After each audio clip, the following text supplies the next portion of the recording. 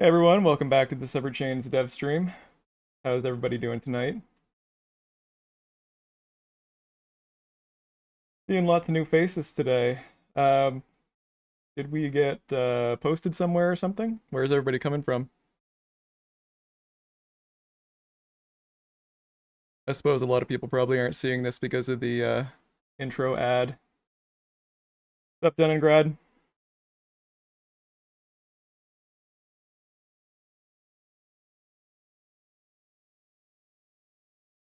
How's everybody doing?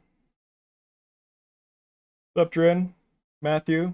Single player, ADR, Melbu, Tony, Johnny Zero. What's going on, Pony Bro? Good to see you. Good to see everybody.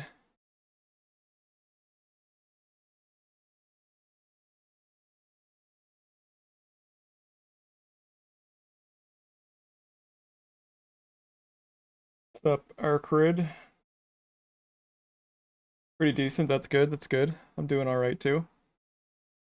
A little bit warm today, but I've got the AC on, so it's not too bad.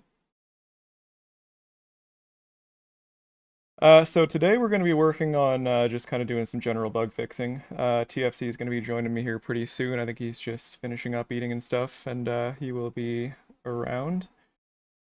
We're getting pretty close to the release of recommended build 3, so we're basically at this point just kind of cleaning things up, working on some bug fixes and things like that.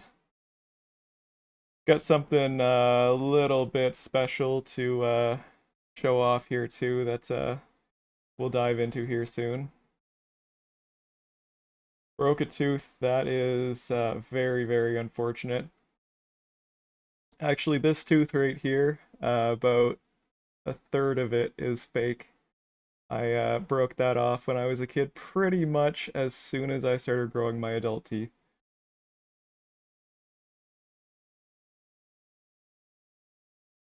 You have witnessed one of the most chill and vibey games ever. What was it? What's up, Maiku Tempest? How's it going? So I asked this when the video first started, but I think a lot of people were probably on the ads still.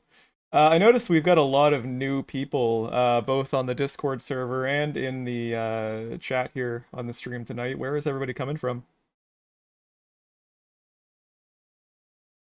Yeah, my day's been pretty good. I mean, I spent the day working, but you know, it is what it is. It's a Wednesday. Always got the stream to look forward to, though.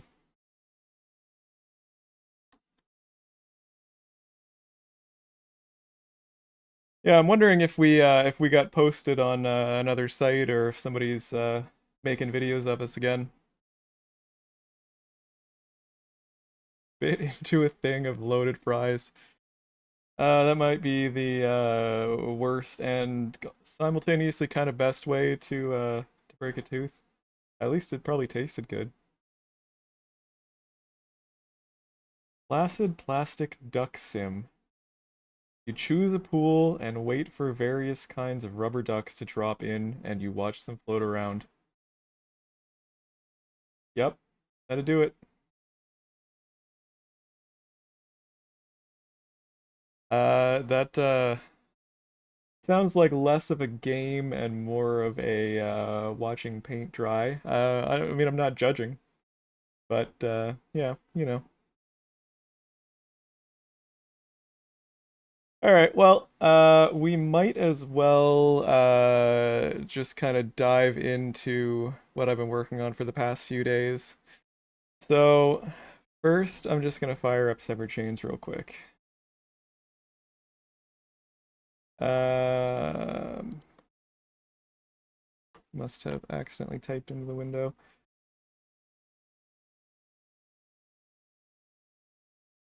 Go, so we're just gonna fire it up.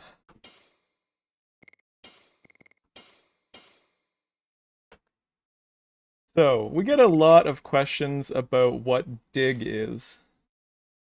For anybody who doesn't know, Dig Dabas is a sort of like region-locked side game for Legend of Dragoon. So this only ever existed in Japan. Now, the reason being is because it was a Pocket Station game.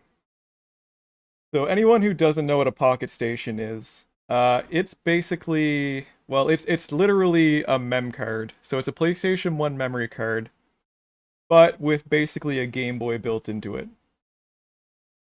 And so on this game, you would actually plug this into the PlayStation. On the PlayStation, you would fire up a game that supports it.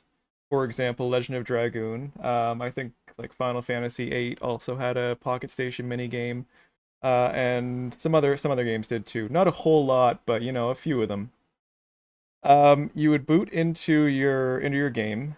So let's say Legend of Dragoon. And you would transfer a game onto the Pocket Station. So in this case, Legend of Dragoon had a game that roughly translates to Dig Dabus. And in this game, you actually play as Dabus, going on a mining adventure, fighting monsters, gathering gold and items. Um, and this was actually the way that you were intended to get most of your gold in Legend of Dragoon. In the Japanese version, you get very, very little in the terms of gold drops. Um, And yeah, you had to basically play this mini game and grind out gold on it in order to buy just about anything.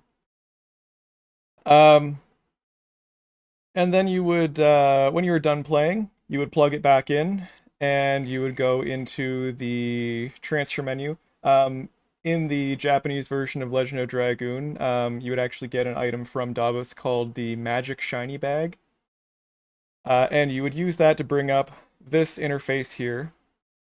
And as you could see, these are items that I acquired in the minigame, as well as gold that I acquired. And you can get special items as well. So this would be like rare equipment, things like that. Um, I'm trying to think of something that you get as equipment. I think you can get maybe angel robe and stuff like that. Some of the more rare equipment that's harder to come by in game. And then if I was to click take here, this would transfer the items, gold and special item, from the Pocket Station into my saved game. Um, Now this has confused a lot of people, obviously, because this never made it out of Japan. Most people don't know what a Pocket Station is. Most people didn't know that there was this minigame built into the Japanese version of the game. Um, but we are going to change that. So for the past few days, I've actually been working on reverse engineering the Pocket Station. And we've made a little bit of progress here. So this is the boot up screen here.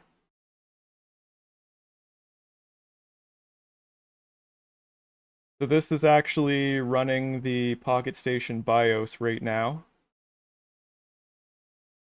It's a little bit buggy. This user interface here is not rendering quite correctly. The digits are getting rendered wrong, but this would be how you configured the date and time. This is what the Pocket Station boots up into. And yeah. So this is the Pocket Station BIOS, and I'm pretty close to having this all actually working correctly. And I'm getting very, very close to the point where it can boot up into a game. At that point, I'll be able to reverse engineer the game itself, and we will bring this minigame to Severed Chains.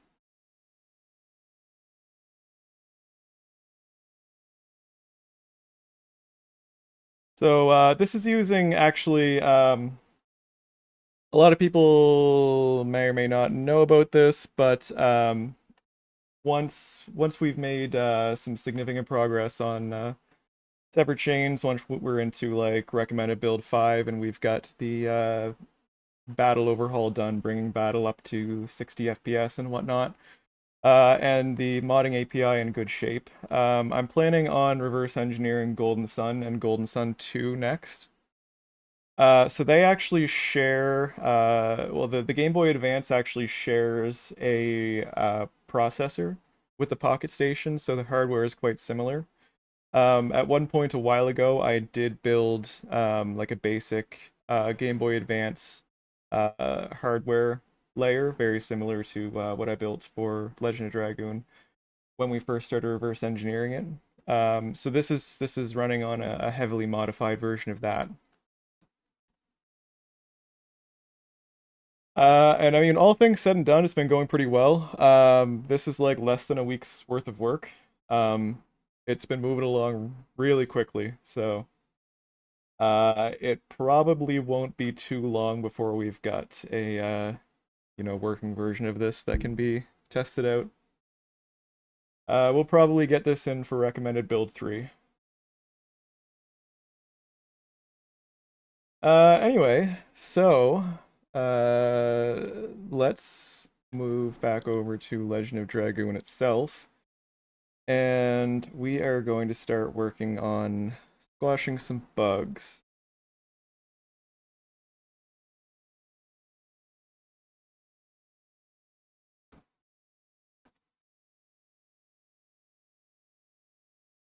All right.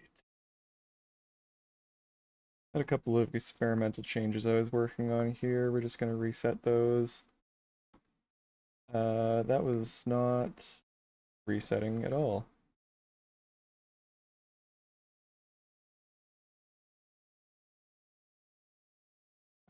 I have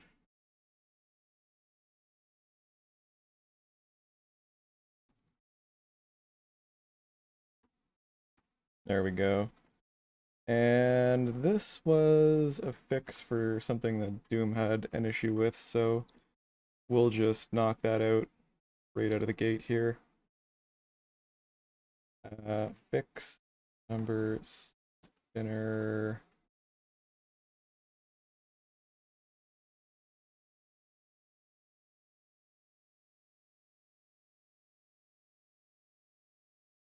What's up, chocolate? Yeah, so build 3 is by far the largest update that we have ever done. Um, it's hard to even summarize it at this point. We've been working on it for over a year now. Like probably 14 months at this point.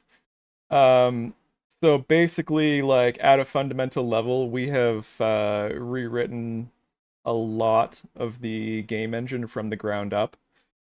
So all of the math code, basically all of the linear algebra code, has been completely rewritten from scratch to take advantage of modern processors, as well as the animation code and rendering code. So it's now running on 100% OpenGL with modern math and animation. Most of the game runs at 60 frames per second, except for battle. The reason that we haven't done battle is because it's just going to be a huge, huge undertaking. There's so much battle rendering code, and every bit of it needs to be updated. So we're going to be doing that as its own update, just so we don't take like forever getting this release out. So yeah, 60 frames per second in most places.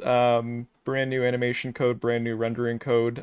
You can play at like 8K plus. Might as well just jump into the game here and kind of show that off a little bit.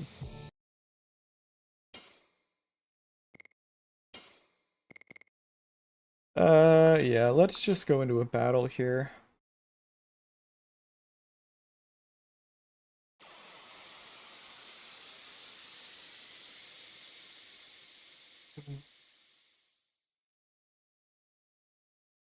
So, we've got native widescreen support, as you can see. Uh, this is currently rendering in 3K.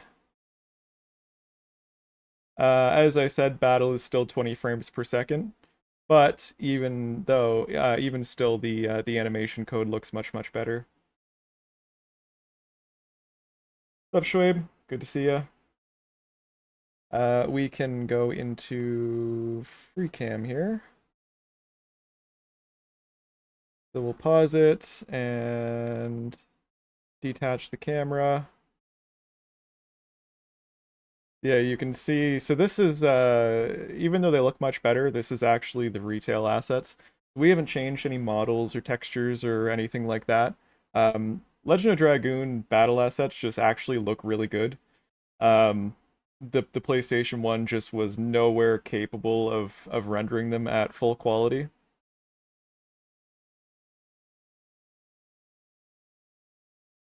Like you can see on Rose's armor, like it's pretty detailed for the time, especially for the PS1 hardware. Shauna's armor as well.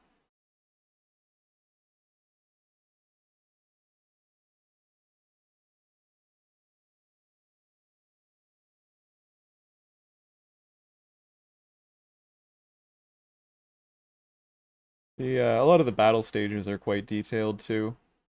You don't really see a lot of it unless you're in free cam. Like we got all these teleporters that are in the submap and everything. Lots of little details that you just kind of don't pay attention to.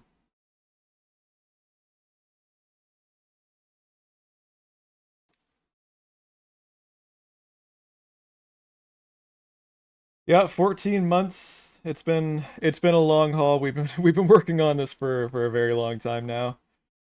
The 20 frames per second battles more so a headache to deal with, or have other things been more important first?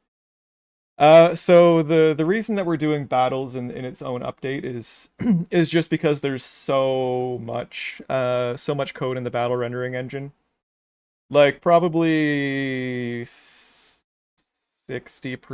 of the game code, maybe more than that, probably closer to 70 is just battle code, and most of that is special effects. That's definitely where they spent the budget of Legend of Dragoon is battle effects. Yep, Berserk Mouse Abuse, our favorite enemy.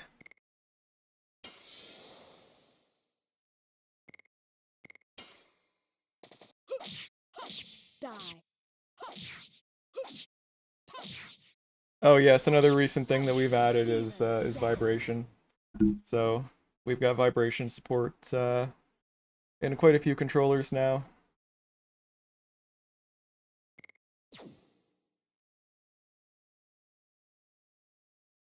And yeah, so submaps are 60 frames per second.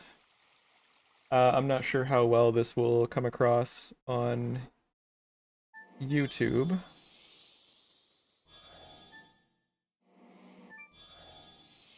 But moving around here, this is all 60 FPS. Much smoother. You can really see it in some of the cutscenes. Like if I was to come into the opening cutscene here.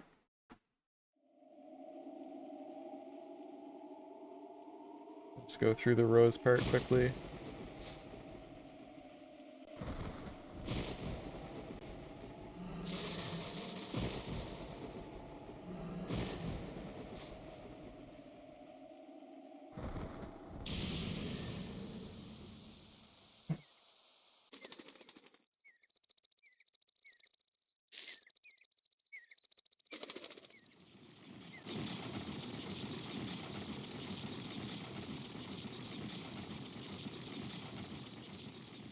Yeah, you can see all this movement is so much smoother.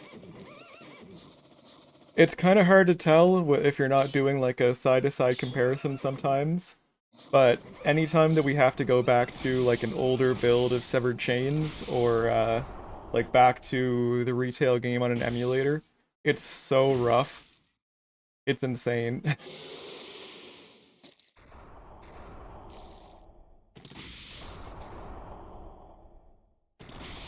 Like this scene here with all the mocapped animation and stuff, it just looks so good.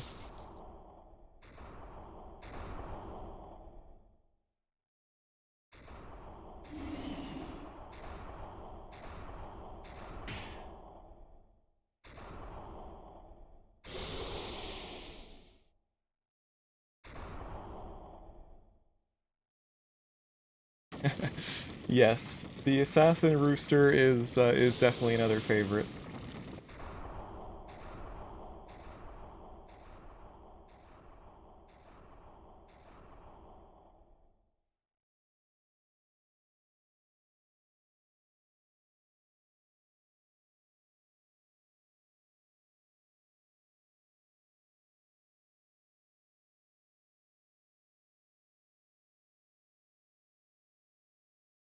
If you mean the FMVs, when you're talking about re-rendering the cutscenes, basically they would need to be rebuilt from the ground up.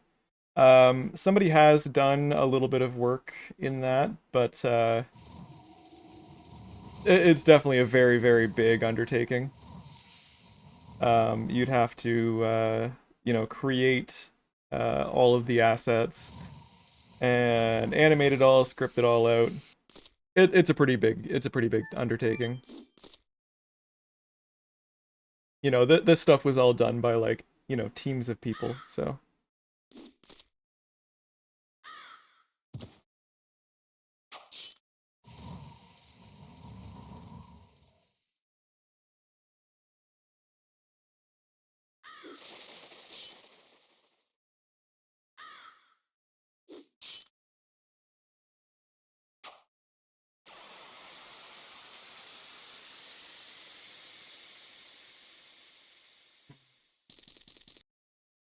I'm thinking about adding real-time lighting and shadows into the game at some point. I think that would be a pretty interesting project. Gotta stop looking at chat while doing additions.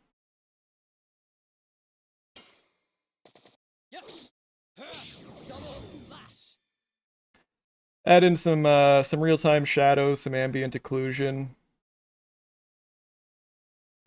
I don't know. AO might look a little bit janky because of the like the seams in like the knee and stuff like that. Yeah, no more circle shadows. We wouldn't be able to do it on these the maps with pre-rendered backgrounds, like the submaps here. Obviously because the shadows are all baked into those.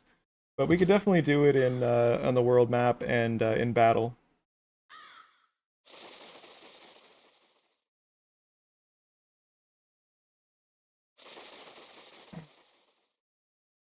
I gotta grab my water bottle, chat. I'll be back in 1 second.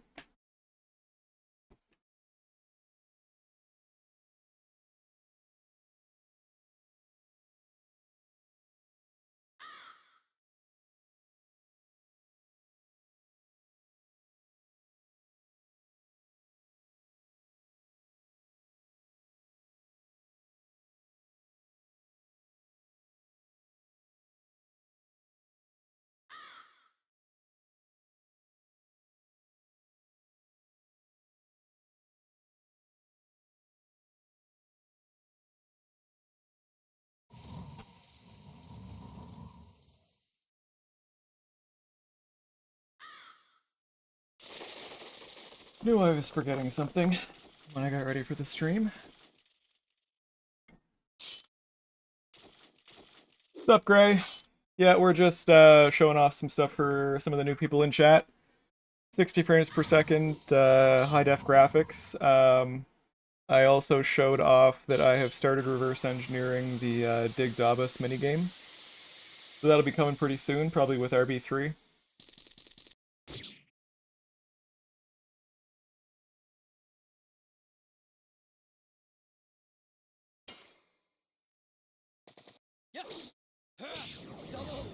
Why am I doing this with the keyboard when I've got my controller right beside me?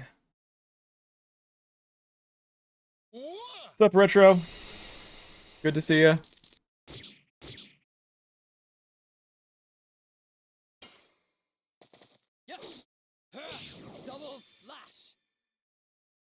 Still funny playing with Rumble support. It had been a really, really long time since I'd actually played the game with Rumble.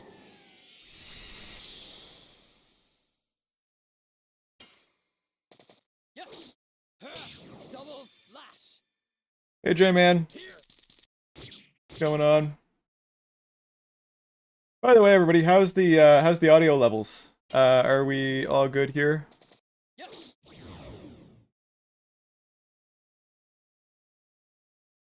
Oh yes, I have the music disabled. I'll turn that on after this.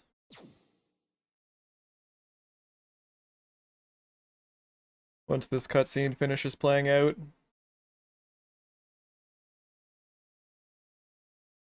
Yes, battles will still be 20 frames per second in this update. We will be doing battle as its own, like its own full update. Just because otherwise, you know, we would probably end up being like another 5-6 months on this release. And nobody wants that. Everybody wants to get their hands on this. Put it on 80. How's that?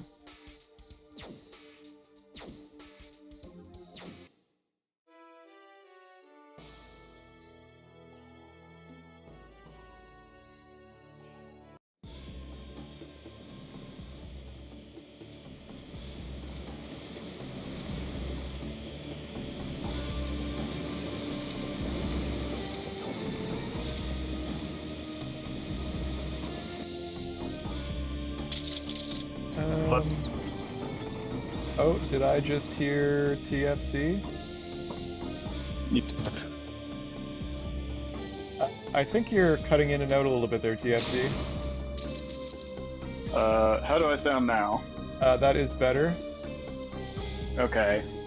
I didn't change anything, I just stopped talking in my normal mumbly voice. Fair enough.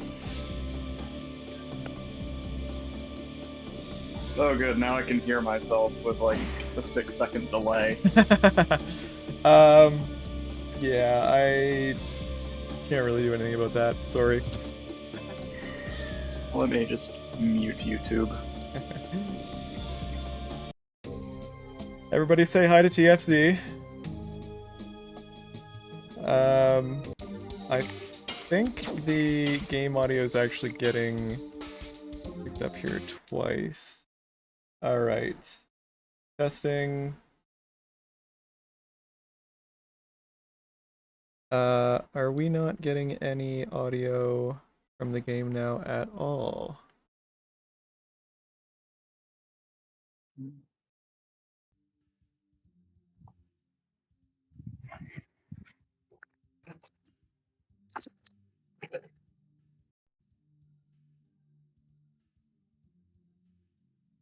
Oh, I think we are, but it's turned down really low, maybe? Trying to fix a sound bug right now. No, just routing audio properly. You were being mixed in with the game audio. And now you should be separate, so I can adjust your volume differently from the game audio.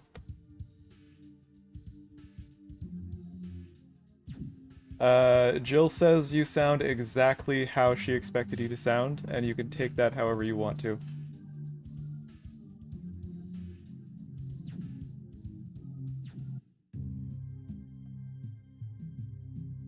Alright, Why can't I hear you anymore, Corey? you can't hear me? It's probably Discord being dumb. It does that pretty consistently. 1 second.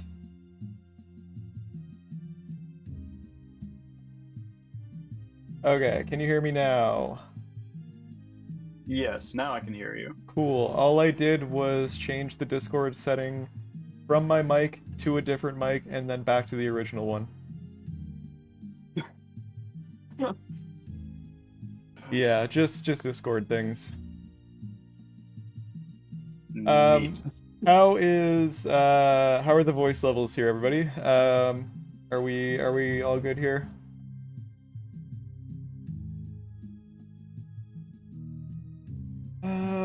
How is 60 frames per second added, and why is it more difficult to add 60 frames per second to combat? So how it was added, basically we just took everything in the game and updated it one by one to work with 60 frames per second. like many old games and even new games, they're coded in such a way that the game logic is completely dependent on how fast the game is rendering. So you'll see that often if you like apply a 60 FPS hack to a game or something. Everything will just start moving faster. It's the way that like fast forward and stuff works in emulators and things like that. So we actually have to basically go through like every single thing in the game, all the game logic, and just adjust it so that it works out to actually work with like a variable frame rate. So technically, most of the game can still run in its original frame rate now, without any modifications. We've been basically trying to write it in such a way that, we can change it to higher frame rates still in the future. 60 for now, but we would like to eventually do like uncapped frames. Work with things like FreeSync and whatnot. The reason it's so much more difficult for battle is because like 70% of the game engine is just battle rendering code, and all of it needs to be updated. Like tens and tens and tens and tens of thousands of lines of code. So it's going to be a big project, and we want to get this release out the door. We don't want to spend like another 6, 8, 10 months on it. Yeah, and it has such a like complicated use of scripts as well. Yeah, To scripting even the is submap. scripting is definitely a big problem. We had a lot of issues with the scripting on submaps. And many bugs related to that. Because we can't actually increase the speed of the script engine, because we would have to update like hundreds to thousands of game scripts to expect to be running at a higher tick rate. So we basically, what we've had to do is sort of like we've had to get very creative to make the things that the script engine does result in 60 frames per second rendering. Because it controls everything basically in the entire game, like player movement, dialogue, like everything. It's all scripted. But at this point we have fixed most of those issues, so everything's looking pretty good. Most of what we've got left in terms of bugs is just like battle effects and things like that need to be tweaked and fixed for the OpenGL update. Yeah, and the world map is basically the only engine state that's not relying on scripts. Yeah, like it is. Major engine state. It is. The world map is the only part of the game that doesn't run on scripts. Also, coincidentally, or maybe not coincidentally, the world map code is by far the worst code in the game. They definitely had the B team working on that. But it's also the first thing we basically got fully functional on this dev build. Yeah. That being said, like, it is by far like the simplest game state. There's not really a whole lot to it. Pretty much the background, the world map itself, and the town's dart path. There's a few effects here and there, like the Celeste smoke that you can see on the screen, some clouds and stuff like that. But yeah, it's by far the easiest code to work with in the game, especially at this point because we've rewritten a lot of it now.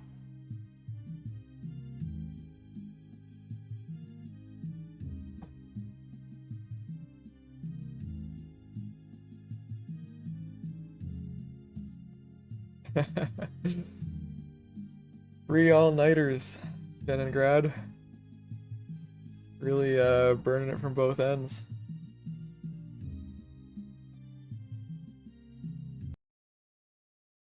TFC, did you see what I showed earlier with the Pocket Station stuff? Not sure if you were watching the stream or not.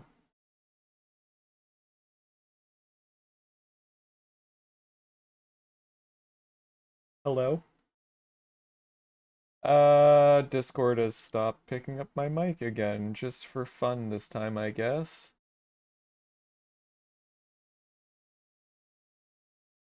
Can you hear me? Yes, I can. Well, maybe. I Cool. thought you were just being quiet for a moment. If you No, if you'd just Discord. been talking the last few seconds, you weren't. It wasn't coming through. Yeah, no, Discord just decided to stop picking up my mic again. Cool. So maybe I wasn't hearing you then. Yeah, I don't think you were. Were I you, thought you were just like taking a moment to ponder. Not this time. Were you watching the stream when I showed off the Pocket Station stuff? I was not. I was finishing work. That's the worst. Might as well show it off here again. We've got a few more people watching now. Anybody who True, I've wasn't only here at the seen start of the your stream, screenshots. uh, I am working on reverse engineering the Pocket Station, and we are getting pretty close to a state where I can start reverse engineering the Legend of Dragoon Pocket Station minigame that was only ever released in Japan. We got a little bit of rendering issues here on the title screen. It doesn't quite show the date properly. Um, but this is the Pocket Station BIOS running on a PC. Running natively for probably the first time ever.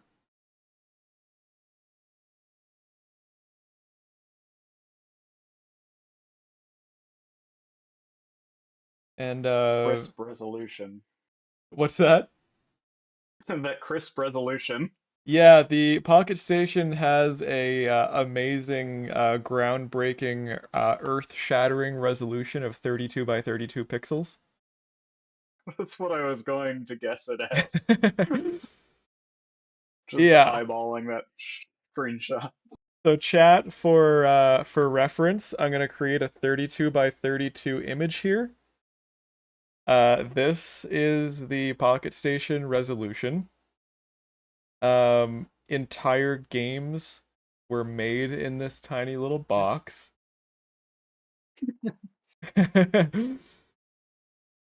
Yeah. How big was the actual hardware screen? Like postage stamp? I mean, it was the form factor of a memory card, just slightly bigger than a memory card, so I Oh mean, god. not big. Yeah, so I Let's so I see. have one of those old PS1 memory cards with like a digital display sort of thing. Uh-huh. So probably about that, I guess. Mhm. Yeah, so the Pocket Station itself was 6.4 centimeters by 4.2 centimeters. So not big. I'm not seeing the dimensions of the screen itself. Oh, there's actually more games for this than I thought there were. And perfect for playing if you have baby hands. Yeah. Yeah, Wait, there were Spyro Pocket Station games? What the heck? apparently. Two of them even. Never knew this.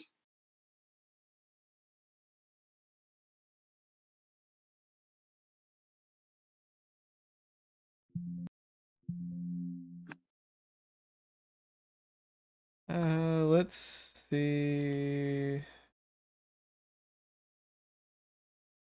They just have a magazine link here.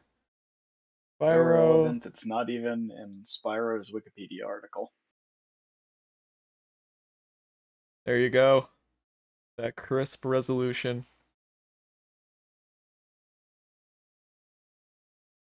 There's really not a whole lot Is of it like media floating Tamagotchi or around. something? Got sparks into sad face?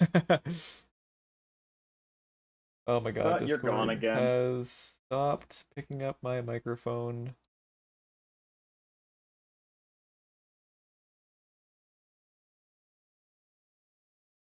Please, Discord, just work for once ever. No. Yeah, there's not really a whole lot of media available showing the Pocket Station. It really never got popular, obviously, which is why it was canceled and never appeared outside of Japan. It was at one point slated for release like worldwide, but I mean, it's just not good. It's just not good.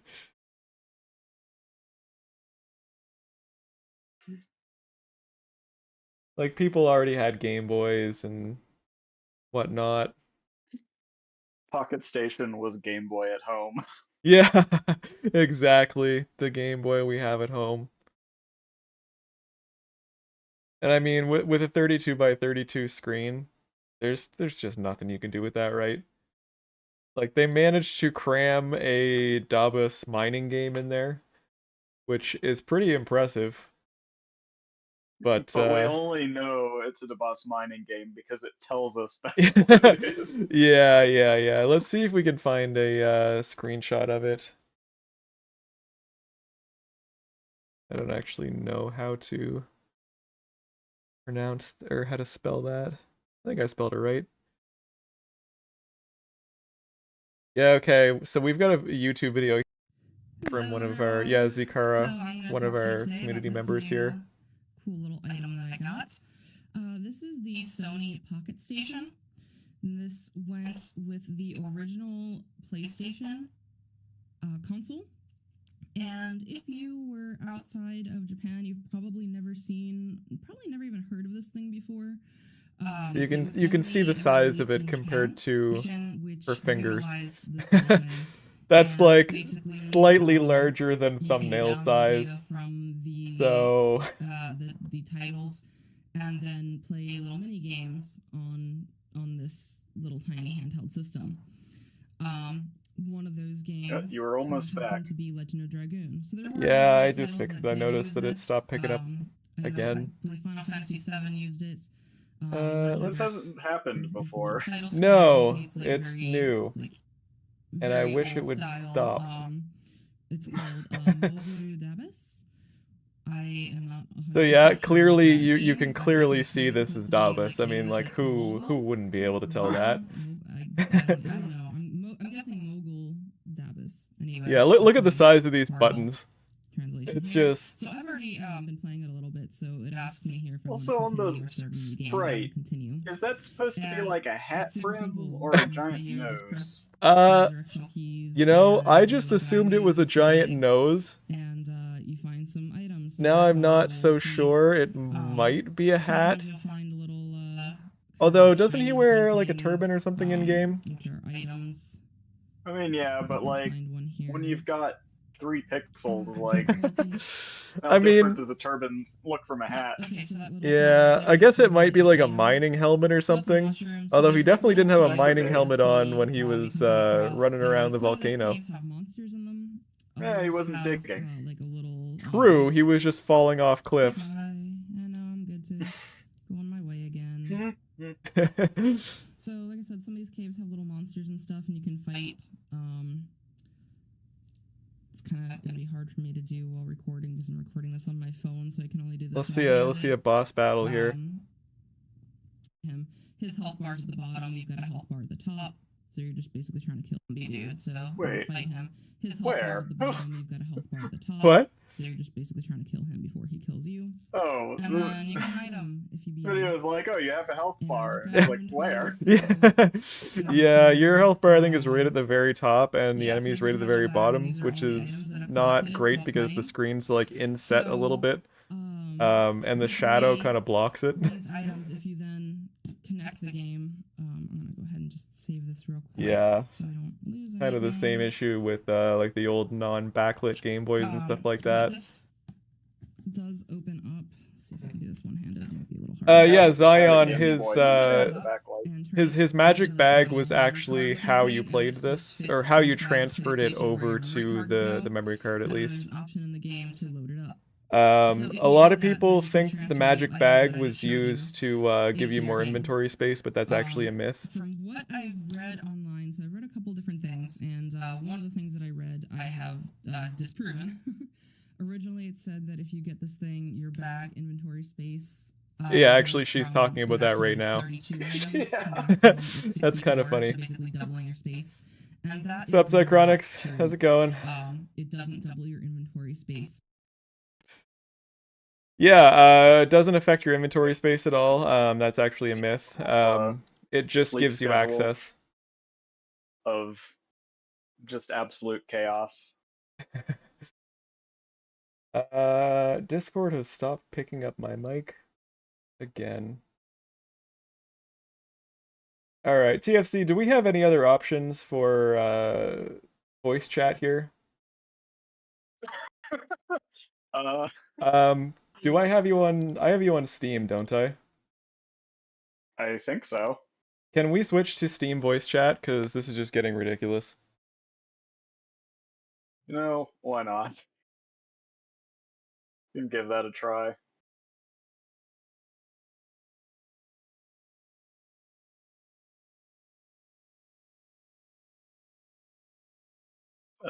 Just don't ask me to test any gameplay. Fair. All right, I'm gonna drop off of the Discord call here.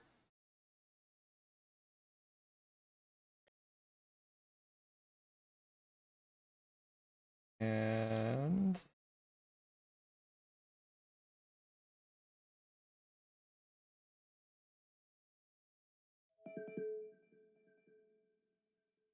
oh, there we go.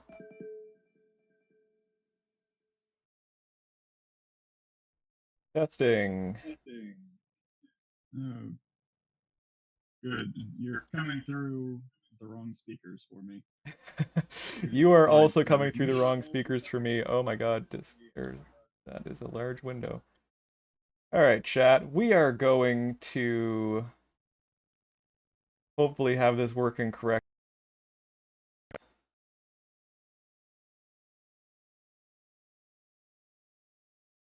Testing, testing. Can you still hear me?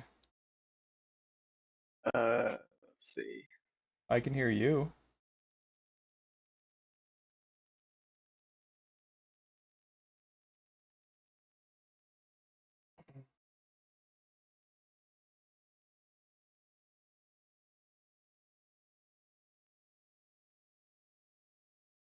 Yeah, I mean, I use pretty much the same username for just about anything ever anyways. It's not hard to find me online.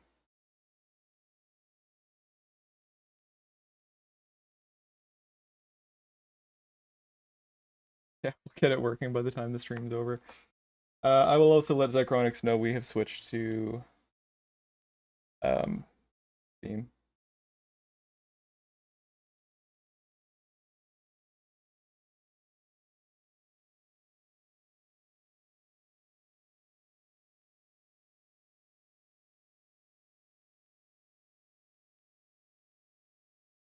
I can't hear you if you're talking, FYI.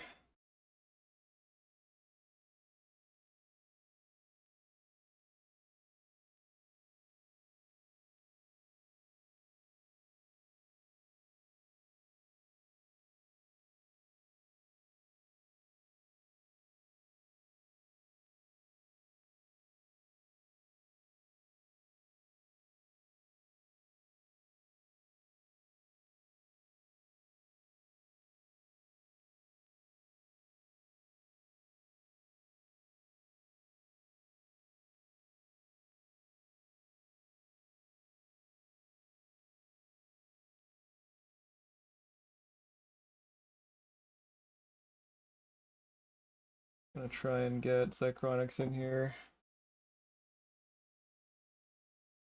Steam says I dropped off the call.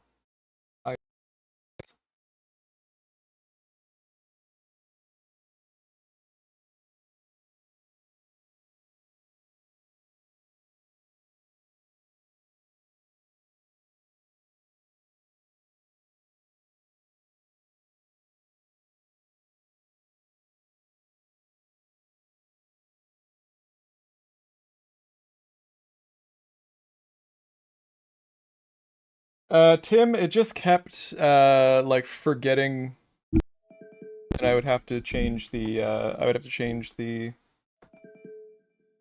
service TFC. I'd have to like switch to a different mic and then switch back for it to work. What was Uh that?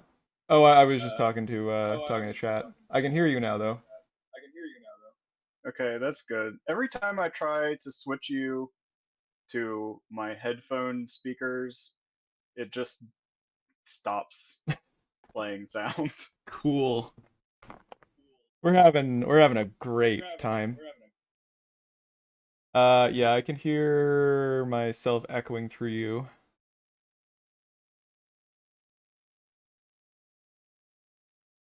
Now I cannot hear myself echoing through you, so I'm kind of assuming that you switched audio devices and it's no longer working again. So I just finally managed to get it to play you through the headphones over Steam. Okay, are we all good?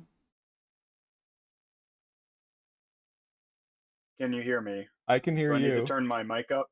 I can hear you fine. And you can't hear me. Okay. I seem to have lost you again.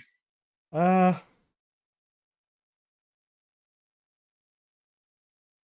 Like I heard your amazing. voice for a moment and then it stopped.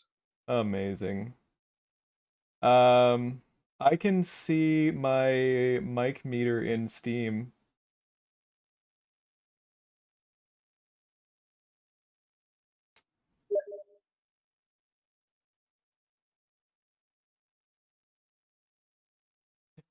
Zai says to switch to MSN Messenger.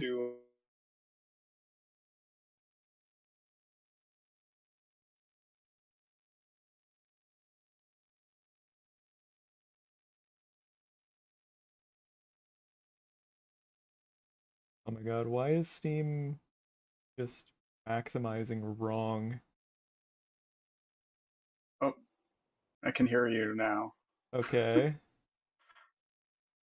Please, please stay working.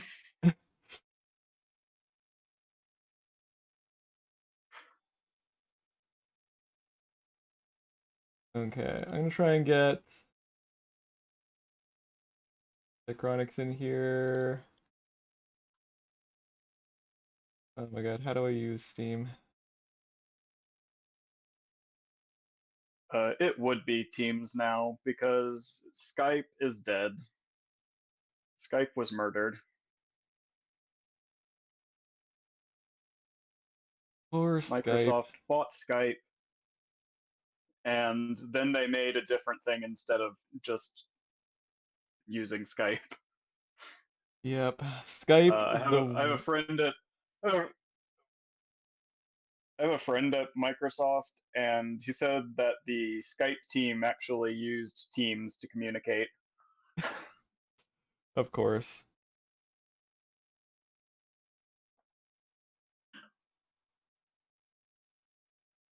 I miss Skype, the one single voice chat client that's ever worked properly.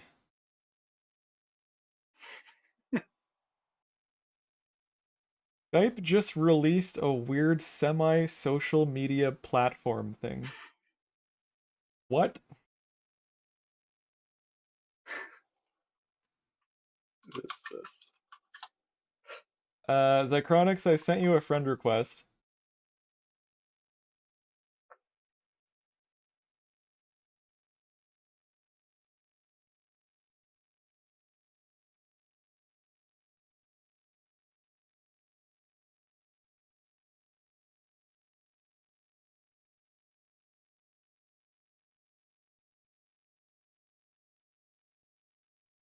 What the hell? Okay. It's saying I'm They already friend. Oh, there Microsoft you are. moved Skype from peer to peer to a central server-based system, and they adjusted the interfaces to make it more of a text-based messaging app instead of voice calling.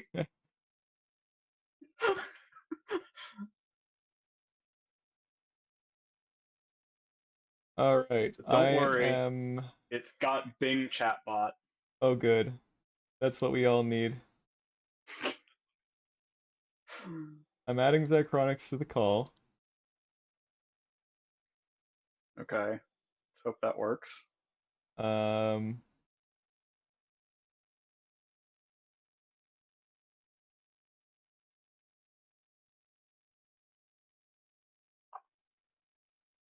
uh, okay, I think we are somehow in a different voice chat that I can no longer see.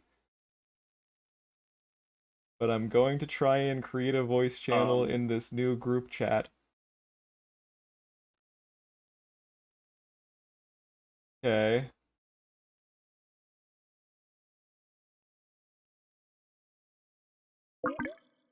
Okay, I've got Zychronics. Hello. I can hear Zychronics. But now, do we have TFZ? We do have TFZ. okay. Am I audible? Yep. Sweet.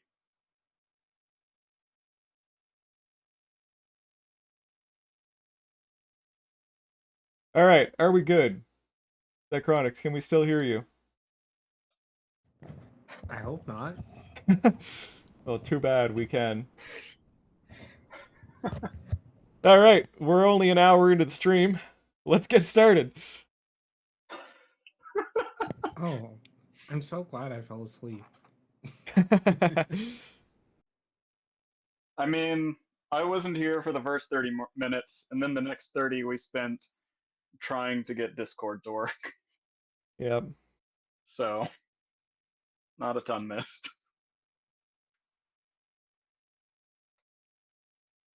All right. What are we gonna work on? I don't know. Do you want to just brainstorm the W map thing, or is there something more interesting to put on stream? Um, I was kind of hoping to actually finally look into that, um, probably the oldest bug that still exists, which is the, I think, spinning head room, Oh, with the yeah, super God. bright pads. What would that Right, be I just called? passed that. Um, I don't know, just click on page 9. It'll be there. I don't know if it was actually. No, it's in Cadessa. Oh, right. Oh, I No, think it's that's something, not maybe it. something about teleporters. Teleport sequence. Nope, misaligned. Odd No, shadow. not No. teleporter. I want Nope. to say. Oh, there. Light effect clipping in Cadessa, Oh, is that it? I think. No, that's not I it. think so. Not What it. was it? Maybe in the testing repo? Oh. It shouldn't be. It's been there for an eternity, I thought. It has, but we just never ever bothered to report it. Really? Yeah, Could have sworn we did. Like 2 years ago. it was probably in your like huge like effects ticket. Yeah. Maybe we closed the it individual. it is in the effects ticket, I could have sworn but it actually somebody. looks better there than it does now. It got worse over time. Yeah, it got worse when we converted to OpenGL. Yeah. Alright, anyway, I don't see it here, but I think it might just exist in that comment you made on the effects ticket. I remember seeing a screenshot of it though recently. Yeah. Because that's one screenshot from a speedrun or whatever is in the comments there. Okay. It was just a little over a year ago.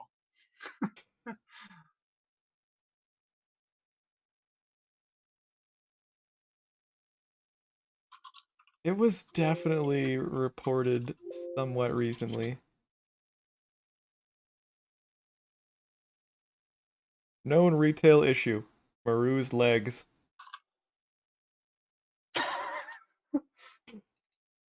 Kongol's hair combat animations. His hair is just overpowers everything. Drunk man audio. Oh, there's some pretty good issue names here.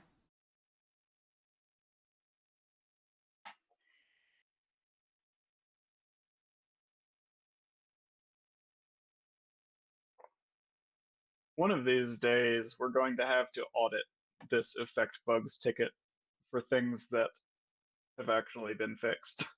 Yeah, we've probably fixed a It kind pretty of, good amount of it it kind now. of, yeah, we kind of lost track of it once we were re-implementing everything again for Yeah, OpenGL. once we broke everything with OpenGL. Yeah.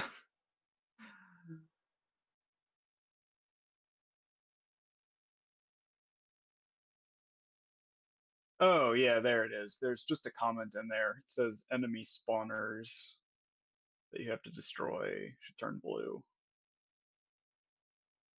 See comment below. Yeah, anyway, it's not really that important. We can create an issue for it after.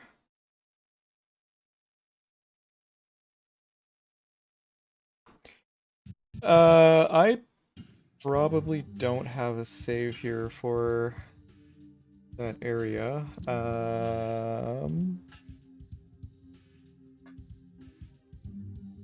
I do. We can probably just warp there. Yeah. I can get you one. I would just have to take a moment to figure Yeah, out you which might one as is, well. like, pre-stab. There is only one single Cadessa Cadessa submap cut here. It's probably labeled Forbidden Land instead. Yes, the 15 Forbiddens. Alright, we're just gonna ping pong around here a little bit. 401. 401. Actually, no. Let's do It's it. definitely not 401. Definitely But not it's 401. 398. 398. 401 sounds too familiar for me, so Nope. it's probably the Grand Jewels stage.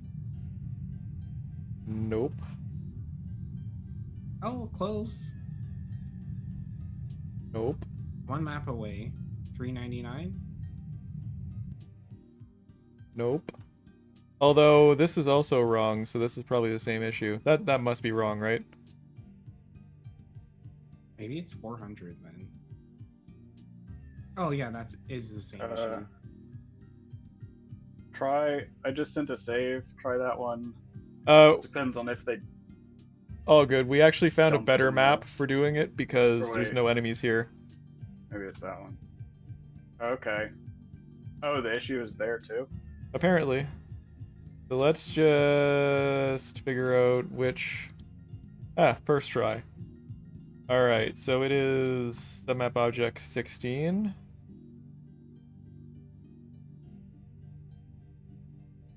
We'll jump into the renderer here, and we're just going to take a look at the lighting. I'm going to double check that is actually the case. So we'll just set a...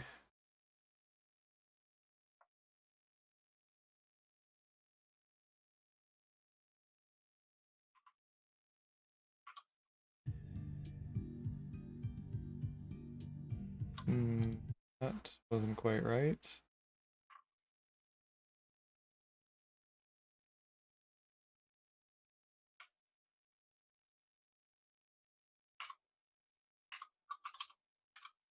$130 is the correct one.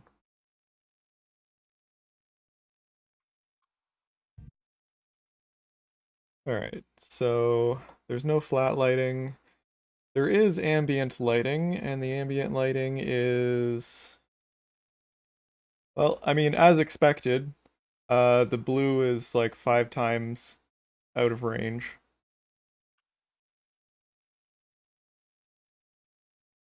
So,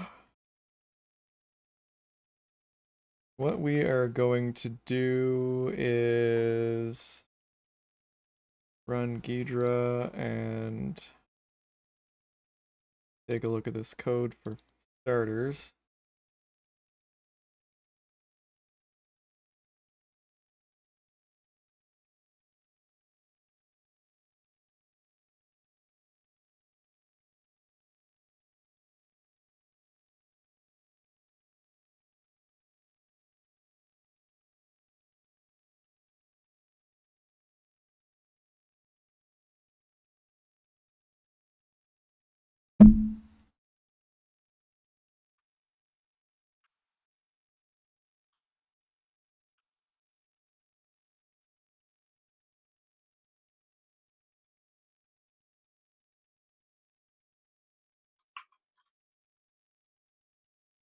Alright, so we're gonna jump into the code there. Be in battle. Or, sorry, no, submap, obviously. I'm just working on battle code lately. Alright, so we'll grab this address here, fire up. No cache. This is disk 3. Yes.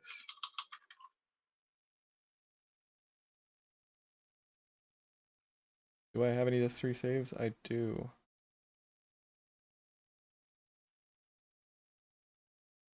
Okay, so we are just going to do some memory modification here.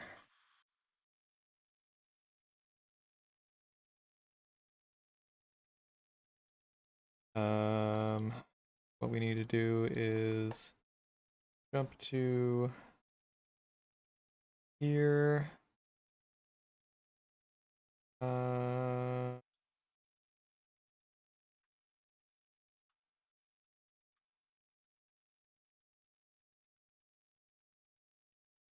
we're on the world map, that's why that's wrong. What map was that? 400, Zychronics?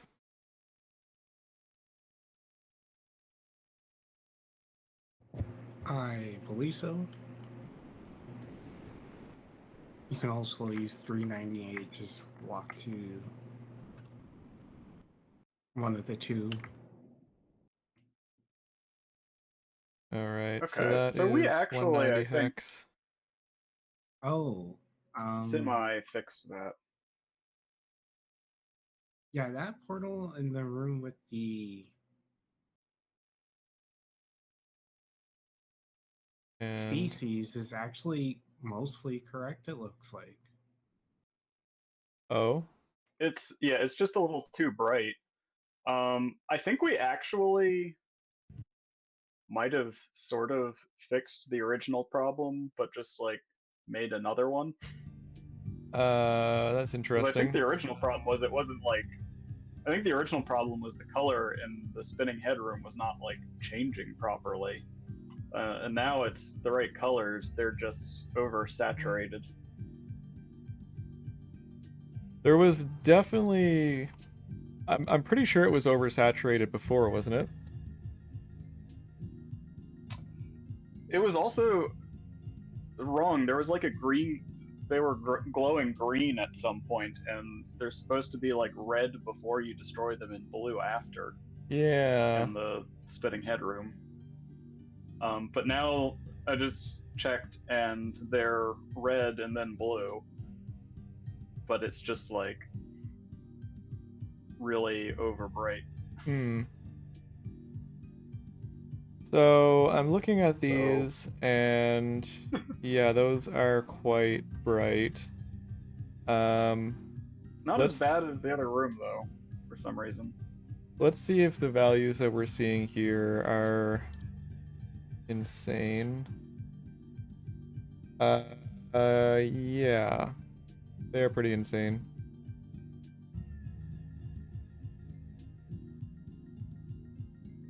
So I think we are, in fact, I think those are .8 values.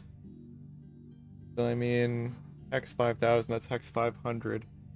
That is 5 times full brightness, which is exactly what we're seeing in Severed Chains. I think these are actually correct.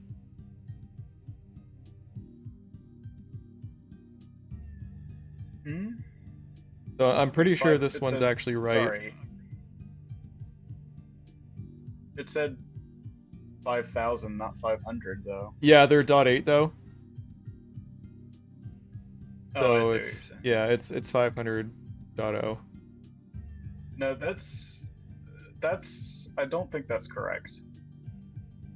I mean, I'm pretty sure it is. It didn't. It. I mean, I was just comparing to emulator, and it wasn't that strong. I think they are, like, they're definitely getting overblown. Like, we are seeing the same values here.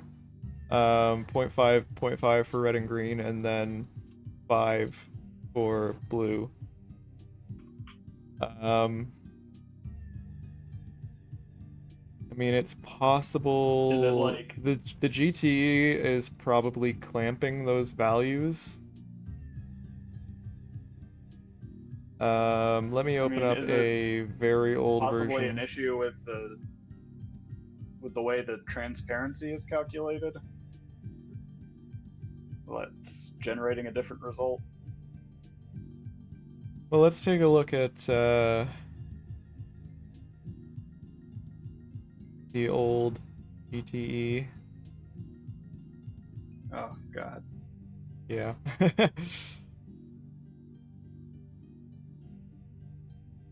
I tried my best to never fully understand what it was doing in the first place. So for anybody who doesn't know, this is a hardware emulation of the PS1's geometry transformation engine. So this is what did a lot of the heavy lifting for the for converting the 3D stuff into 2D, playing onto the screen. A lot of people don't realize this, but the PS1 GPU is actually 2D only. It's not capable of rendering anything in 3D. When you write a PS1 game, you actually have to do all of the 3D to 2D conversions yourself. And you do that by using this piece of hardware here.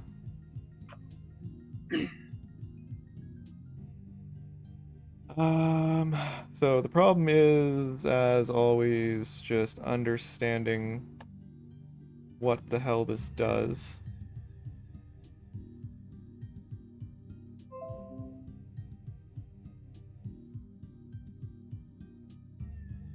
So we are saturating here. Okay. Shared a comparison screenshot on Discord. Like, it looks kind of like it's like about twice as bright to me in Severed Chains. Severed Chains is on the left of the screenshot. Yeah.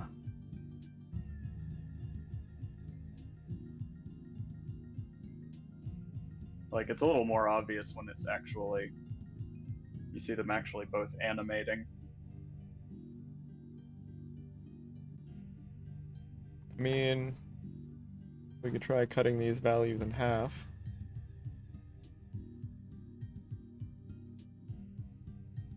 Weird thing is, like, the green teleporters look like they're in the right range.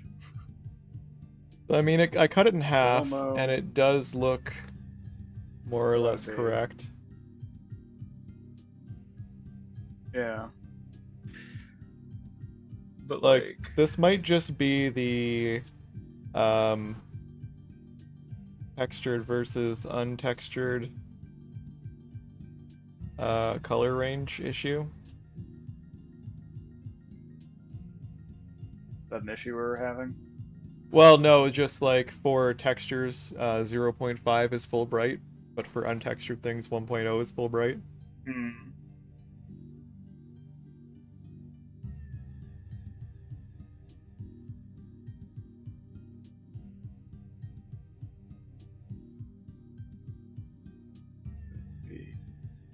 Yeah, I mean, that looks pretty good to me.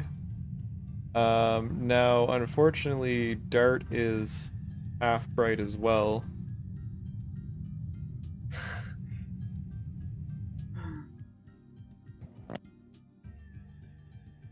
Um, I mean, it's Shadow Dart.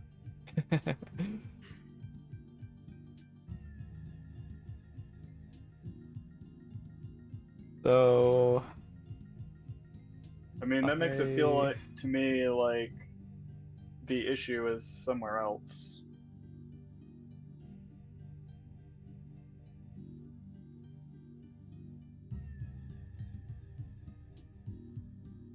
Hmm.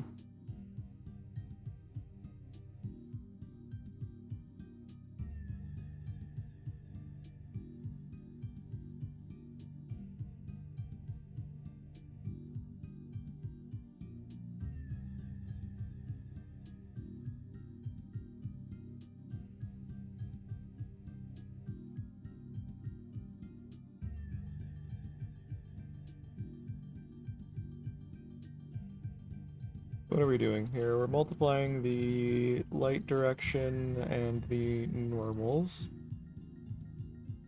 That's light matrix Yeah, 'cause this and vector. Then like, I we... almost want to say it's like doubling it. It is doubling it. Like, no, I mean like layering multiple of the effects. Because here's the thing, is like when I'm comparing Severed Chains to Emulator, the blue teleporter in the middle looks brighter in Severed Chains, but if I compare the green teleporters, they look the same. Like the color is the same. It's not having the same brightness issue as the blue one. I've already basically confirmed that it's not doubling them. Because... Okay, so why is the blue one having an issue that the green ones are not? I think it's because the color is out of range. Like it's so much brighter that you can see it.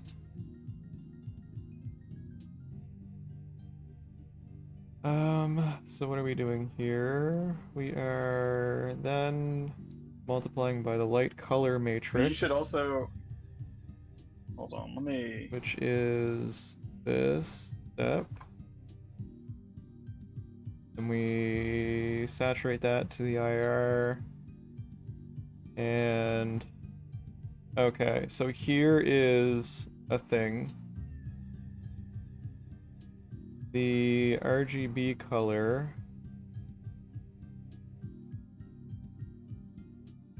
is getting clamped before this multiplication.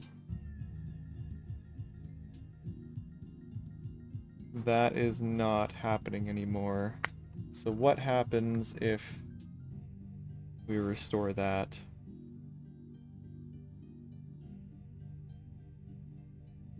Nothing.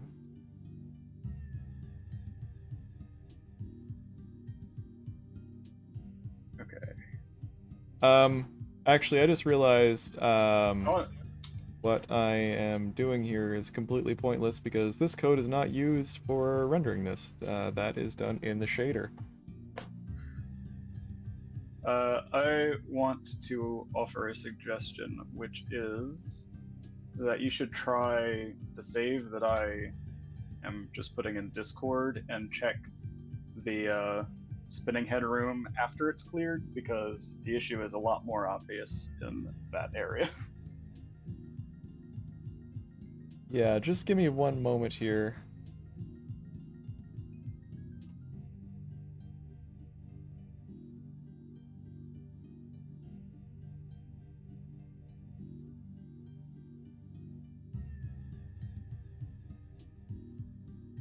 I'm gonna try editing the shader. Well, that did not what I wanted.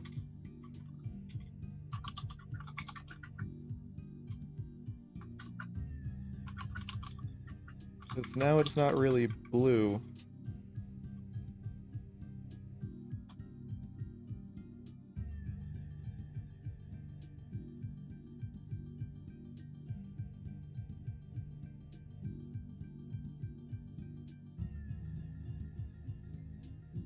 Which, I mean, does make sense based on that clamped value, but it's obviously not right.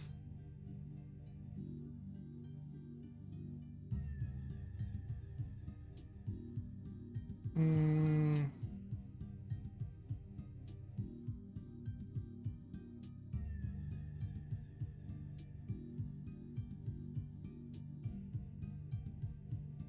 Let's undo that shader change. Save file. Wait.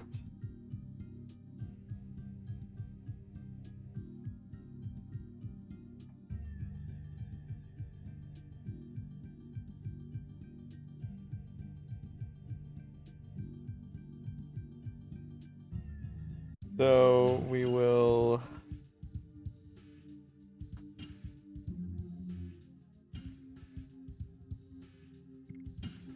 make a save there, quit back to the title screen. What sounds good right now, Pony Bro?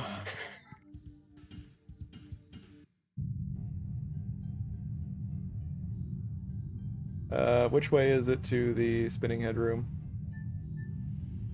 Yeah, it's that right teleporter.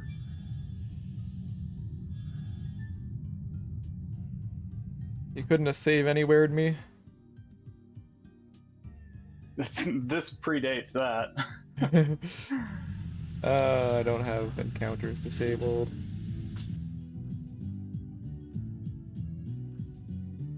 Oops. But yeah, as you can see, very vividly, Yeah, it's a little blue. vividly blue. It's looking pretty blue. Okay, no encounters. Save anywhere. And I'm gonna make a new save here.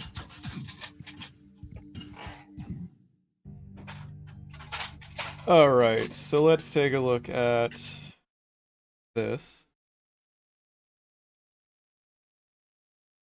So these ambient colors are just fucked.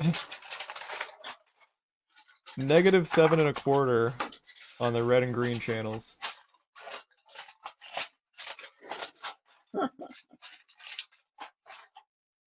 What do you make of that?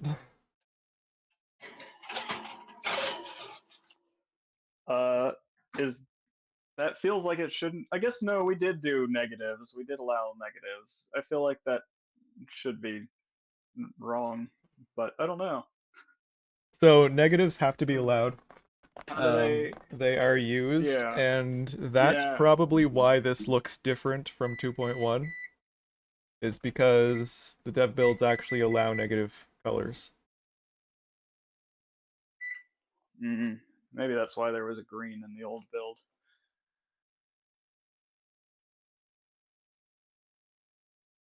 Um,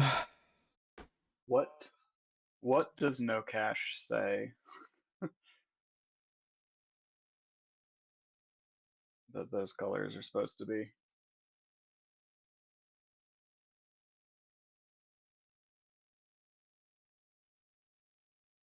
oh my god, it looks so bad.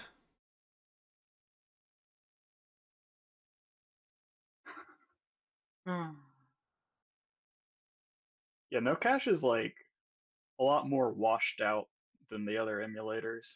Yeah. To be fair, no cache is written entirely in assembly.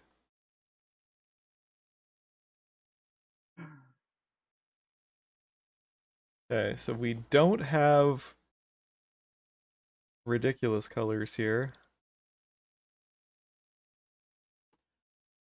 Yeah, it's like a deeper blue normally, but they're not blown out. Yeah, so I mean they're very negative numbers for red and green, and then 50% for blue.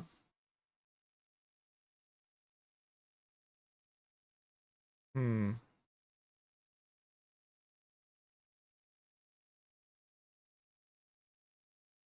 So these values are correct. But how in the hell do we use them correctly? Wait, Negative 7.25 is too high, isn't it? It's a pretty negative number. No, never mind. Yeah, no, you're right. It was 8C, yeah. Shift right by 8. God damn it, calculator.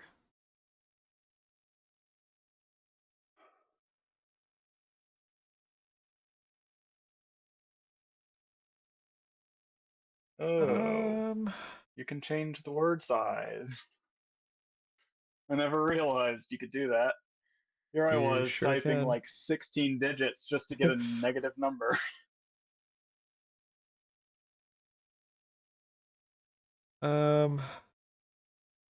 Were these .8? I think so. No, they're .4. Yeah, they're .4. So yeah, that's pretty negative.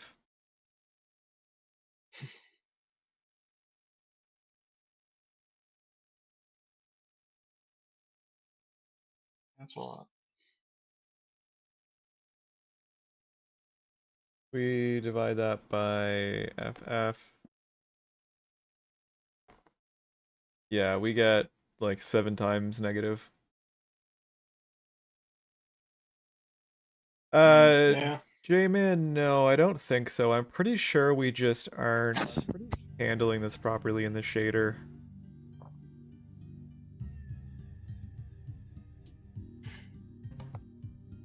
Can't believe you turned our oldest issue into a shader issue. Right? So if we clamp this. Oh, come on. What did I even type wrong there?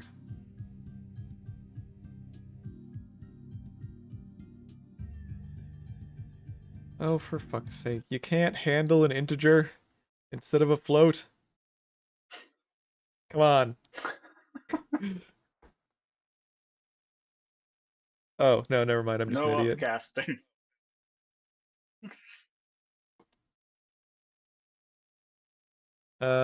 Wait. But I did that before.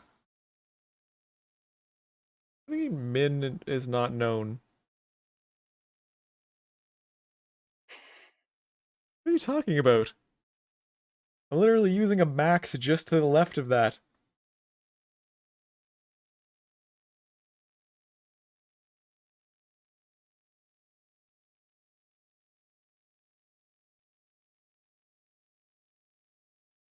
Okay, it's fine with it now.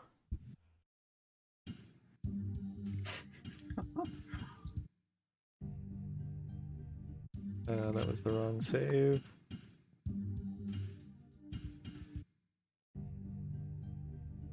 Oh, obviously our min is not doing anything here because it's out of range negatively and not positively.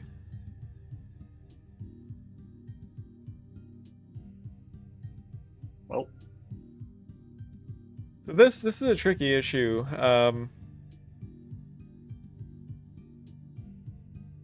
You know what I'm gonna do?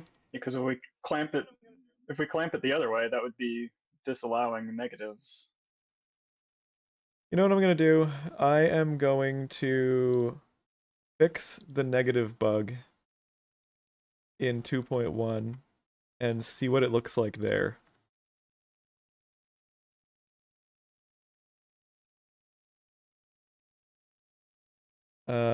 So the fix for this was to not treat these as unsigned.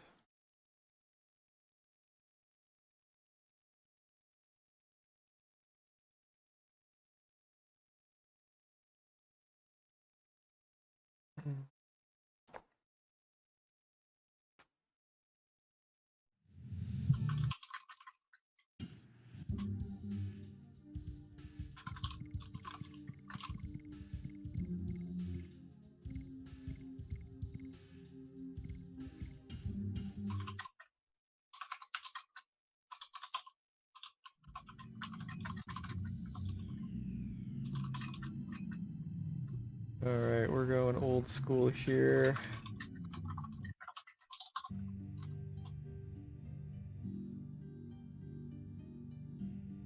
So these look right, don't they?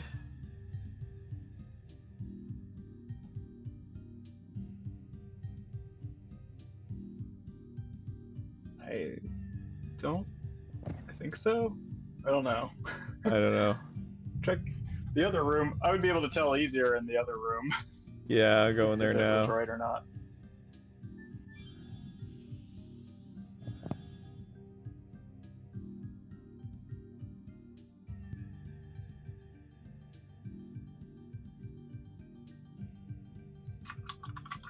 Well, they're not blue. Yeah, that was the original bug, was that it was the wrong color entirely. I mean, it was also blown out a bit, I think, but I think this might be yeah, because green. of the clamping in the GTE.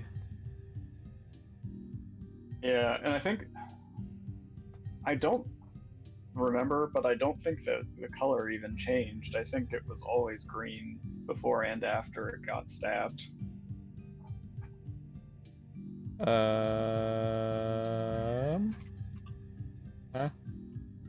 But I could be Oh, wrong. it's because those are bites.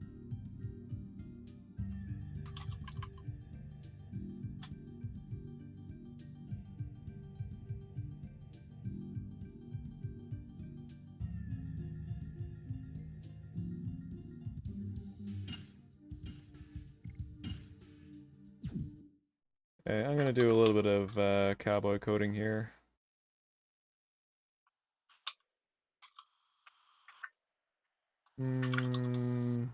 No, that's not going to work anyway.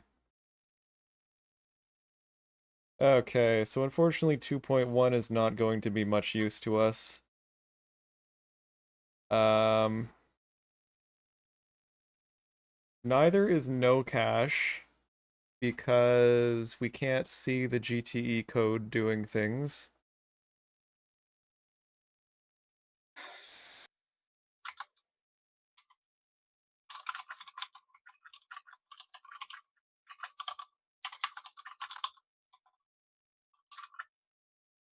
Hmm.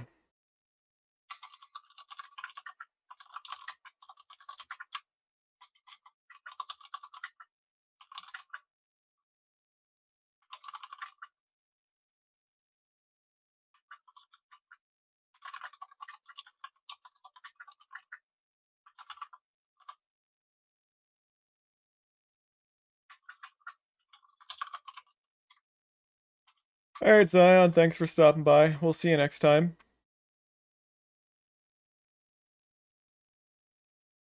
We do this most Wednesdays.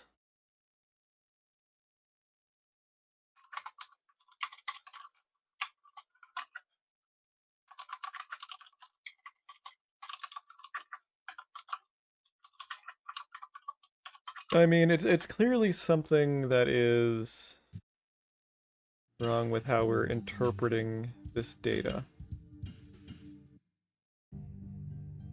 Because we've confirmed that the data is correct.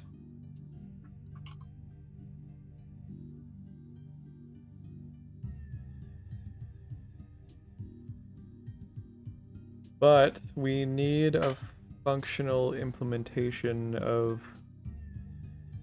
the GTE is the problem.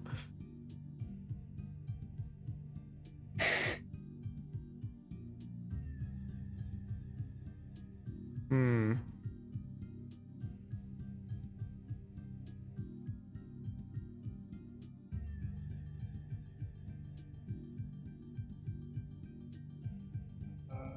Okay, let's just I mean, I thought let's bring up the no that was cache. like already sort of what we'd done with the shaders. Was like implement some of this stuff in there. Well, I mean, we attempted to.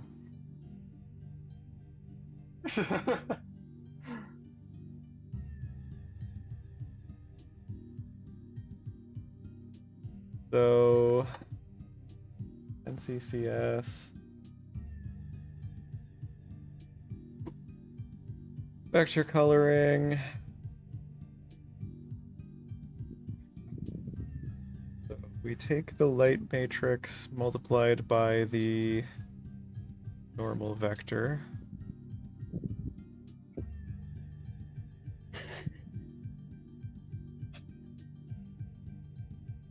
Let's just compare and contrast here.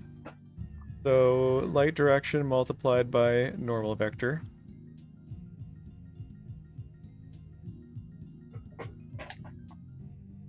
Okay.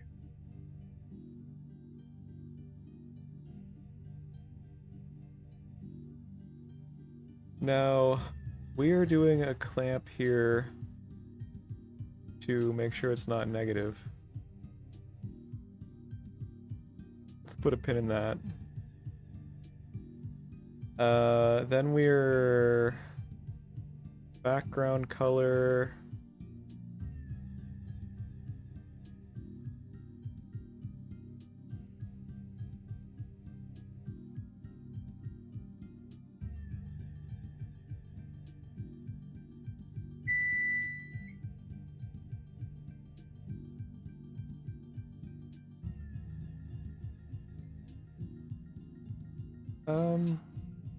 Okay, yeah, so light and color matrix multiplied by the intermediate registers, which is the result of the previous thing, so that is this. Then we add the background color. Yeah. We multiply the result of that by the input color.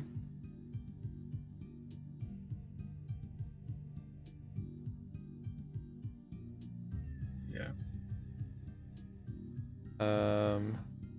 This doesn't apply because we're doing NCCS. And then it's shifted. Divided by 16.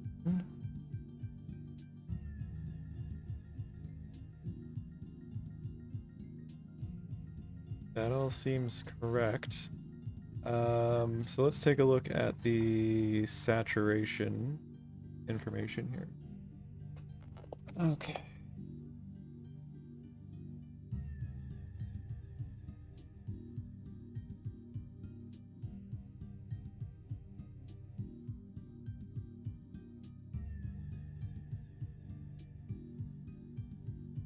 For the intermediate registers, commands allow you to select the minimum value with the LM bit. I'm gonna have to look into that.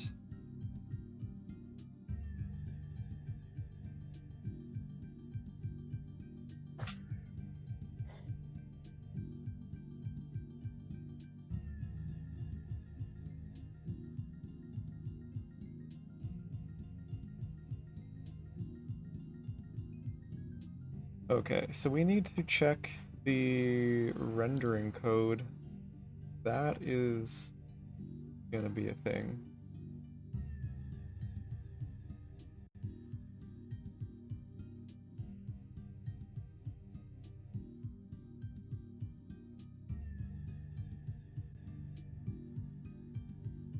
Because boy, has it been a while since the original rendering code has existed in Severed Chains.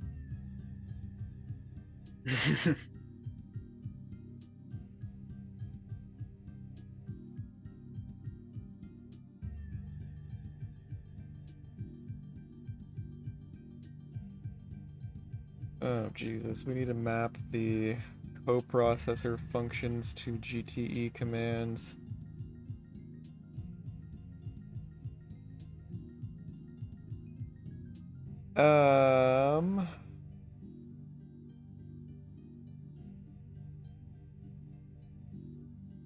God, I don't miss this.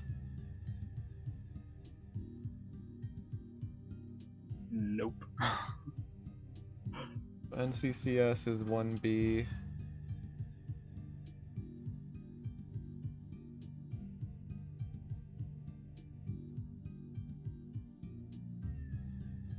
Not all of these will use NCCS.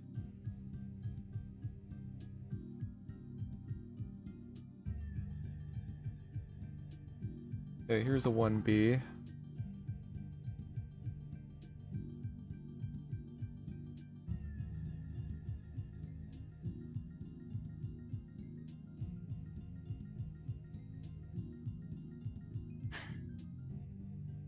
To NCCS.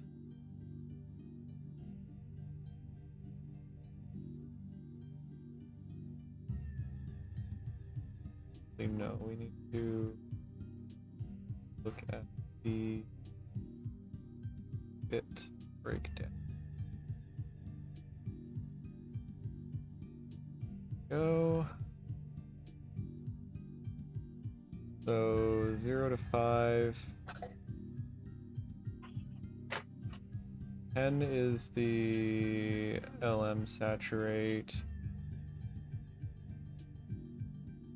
It is 1.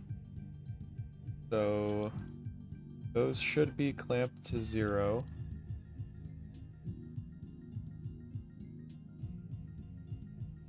Yeah. So all of the... Every time the IM registers are used,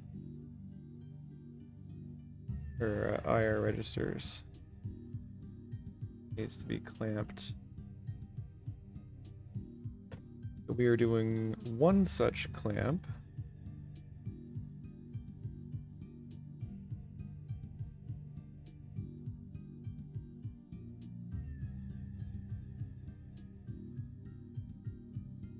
After that is added, we need to do another one.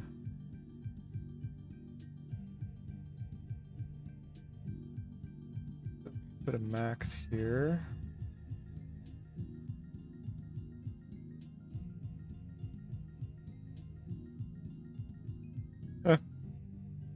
Well, how the fuck about that?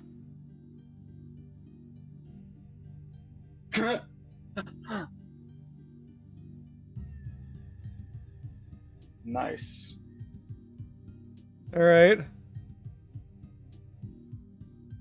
That's looking pretty a lot easier to reasonable. follow along if I could see things while you were talking about them.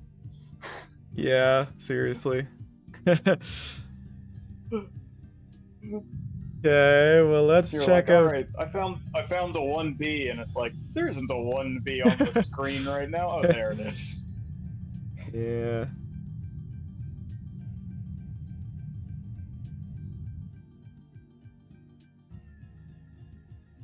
So these still look too bright. It should look. Oh, yeah. How? But How Fix though? one, break the other. so I mean, these how aren't would- negative. These are too positive. Oh, those are too positive. Yeah. Huh. Okay, so back So is to saturation.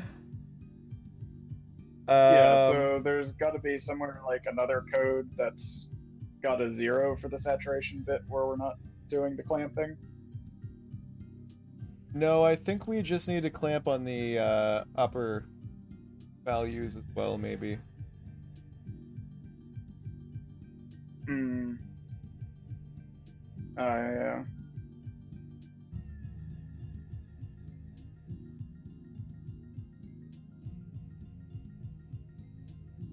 Does that work? Because, like, where we clamp depends on what the saturation bit is.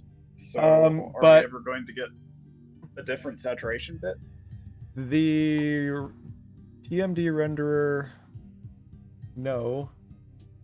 But also maybe elsewhere, yes.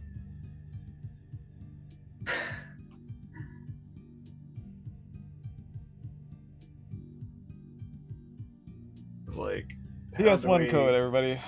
Just how do we distinguish that in our code where we don't have the coprocessor functions to parse? Well, we hard code it.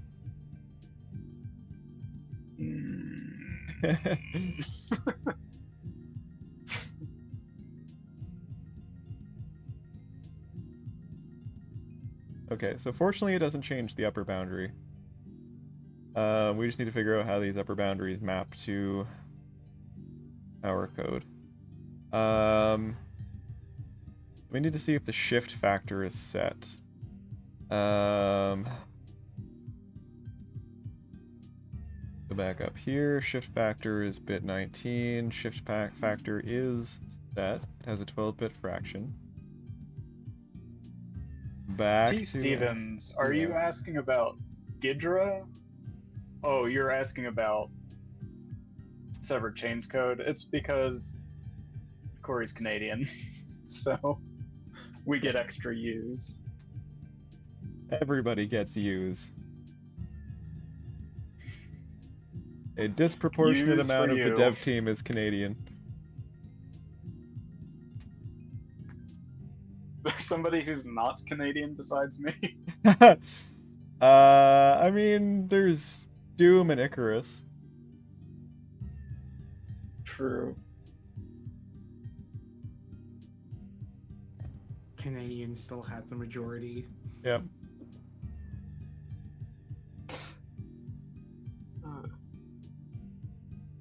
In this voting pool, democracy is the same as autocracy.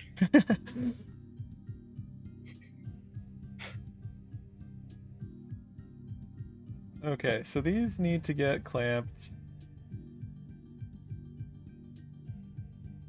On the...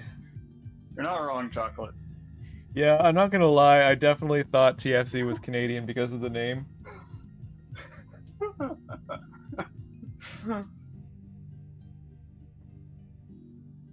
Just can't follow the leaps of thought that my mind takes.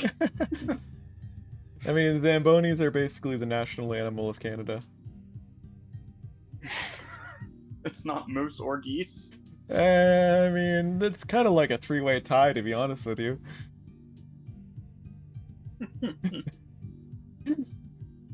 Geese riding Zambonis pulled by moose. Exactly. That would be horrifying. That's like the Canadian military right there.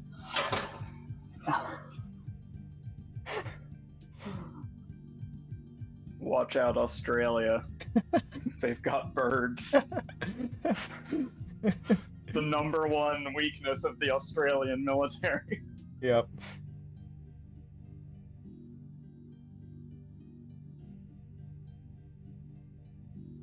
If nobody knows what that's referencing, look up Australian Emu War. Oh yes, Deningrad's here. Deningrad's Australian.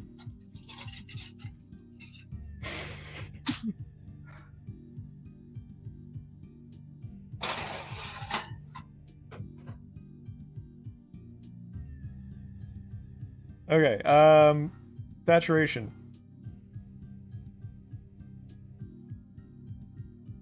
So, what format are the normals going to be in here? The lighting matrix will be in .12.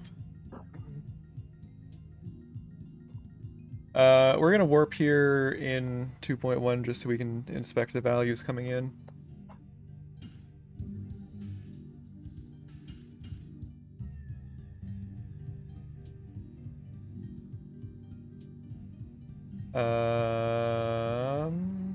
So geometry, transformation engine.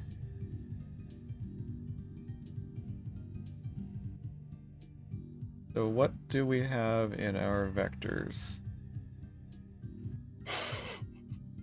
Sorry to Yeah. hear that, Denningrad. Lost his leg to an emu grenade. The poor bastard.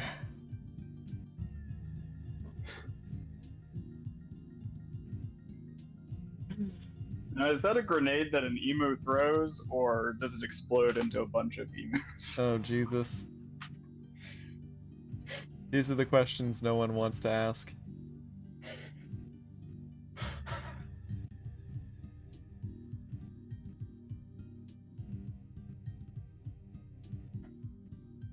Okay, let's get into different submap model here.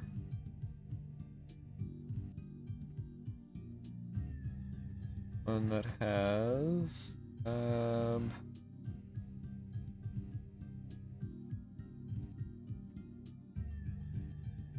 oh, this is the model. We're gonna backtrack all the way to here. We're gonna find one with ridiculous colors. And then 35,000 seems fairly ridiculous. okay, so are these colors loaded in? Yes, they are. Alright. So our normal vector, that's gotta be either a .8 or a .12.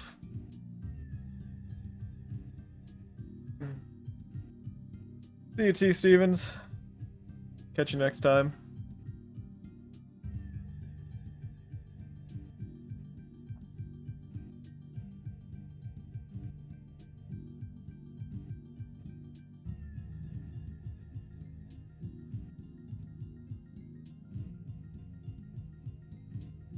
An emu grenade is an emu turd. Also known as flightless mines. There you go.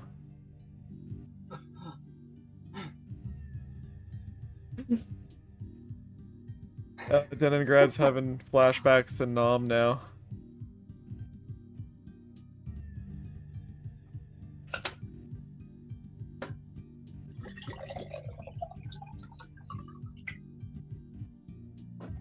Alright. So those values aren't clipping on the high end. Oh, I just realized something. We're in the wrong room to be checking the high end. Because these are negative. We want to be in the positive room. Oh yeah, you gotta be in the portrait room.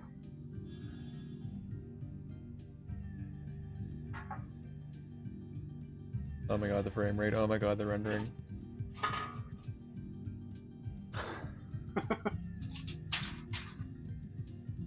Yeah, no, it gets rougher all the time going back.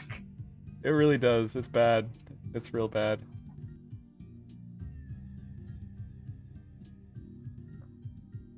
Like, it was already bad enough when the models started looking cleaner. Once the frame rates changed.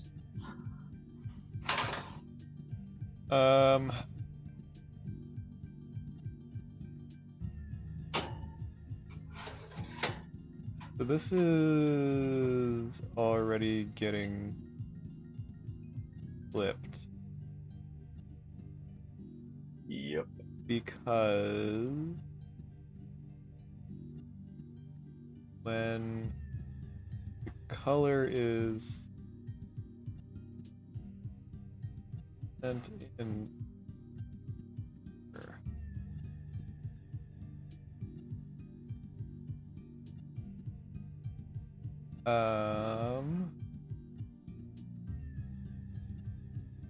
right.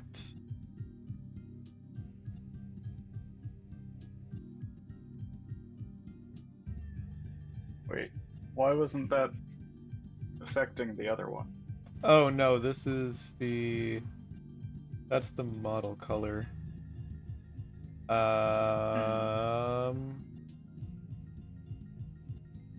So that gets set here, GS set ambient.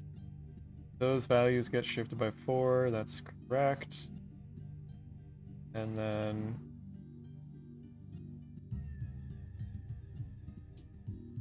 register 13.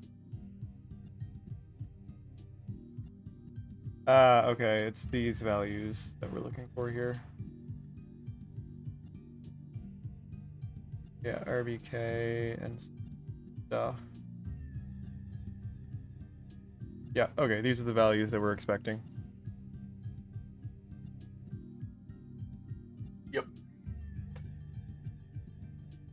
Okay, so this gets multiplied up.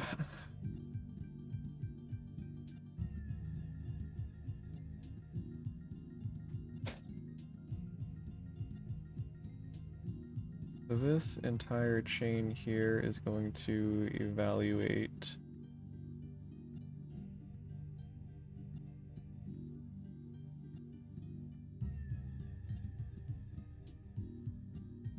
We've got multiple set max here, but the math accumulators can handle huge values, so that should be fine.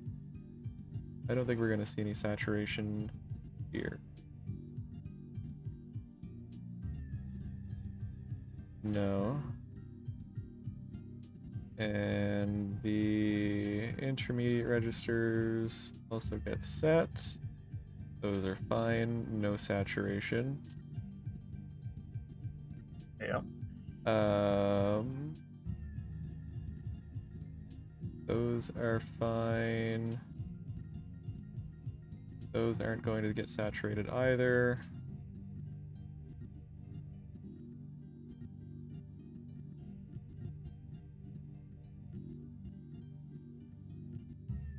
FIFO gets moved, and we get our resultant color values.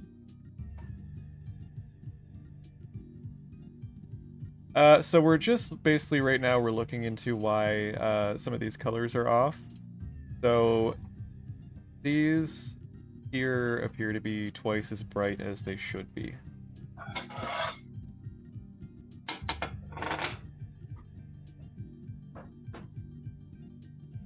Although we did already fix the other major issue that we originally came here for.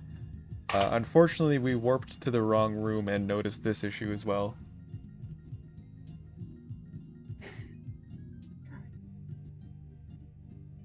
I'm still surprised that they didn't end up being the exact same issue.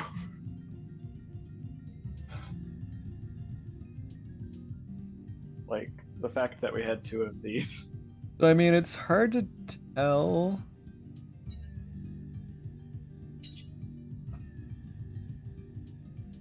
I want to say the dev build is still twice as blue.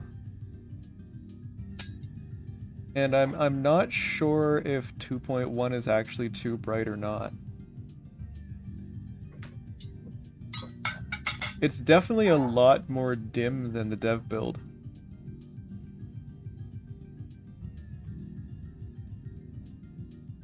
Yeah, it's...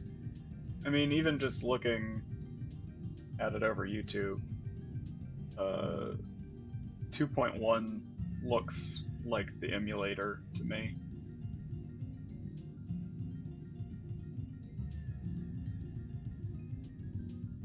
There, got them That build synced is up. definitely coming across brighter.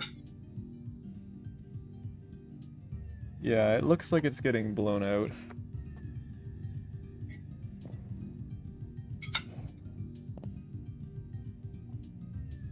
Um...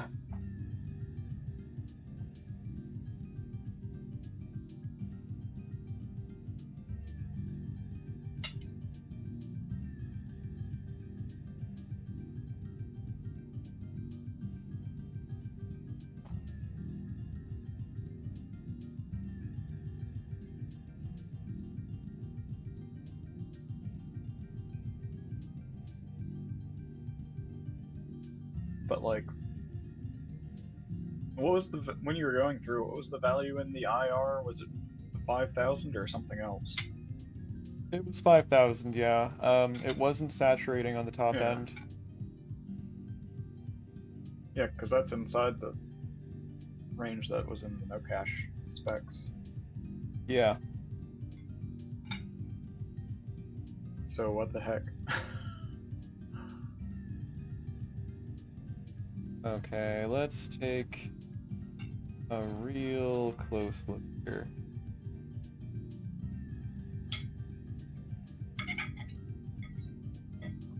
Like, we've already checked, and this makes sense. Light direction matrix multiplied by the normal vector. that gets saturated. Then we multiply the light color by the result of that saturation. And add the background color. Then that gets saturated.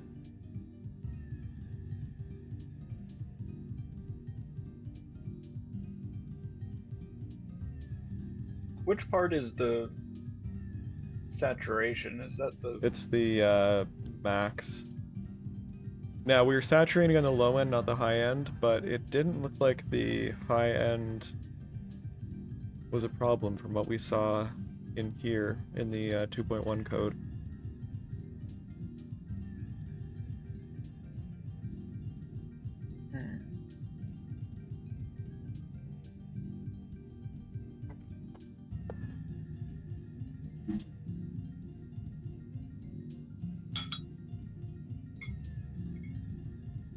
Yeah, Chocolate, weren't you actually the one that reported this issue, like, so long ago?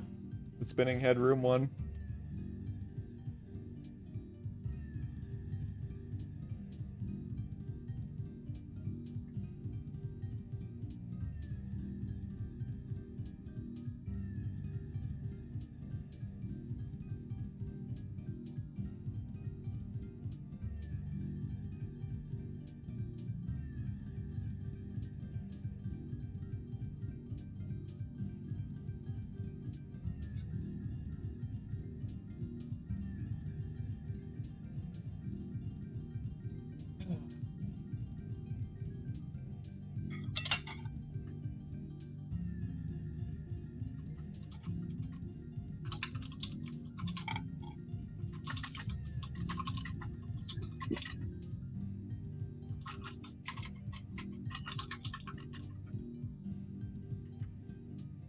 Like, that upper clamp value, that is...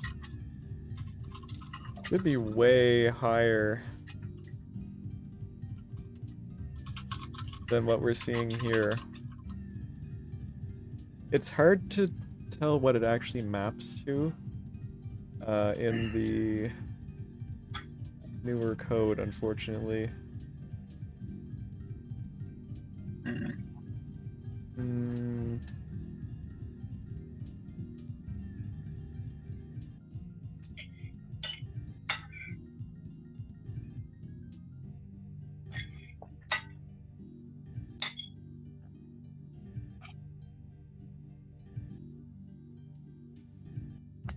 Like, what units are these in?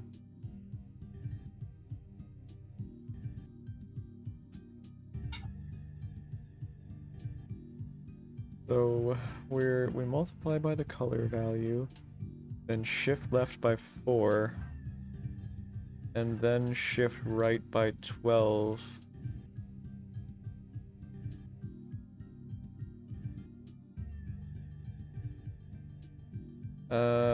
But then we shift right by 4. I guess that's undoing that.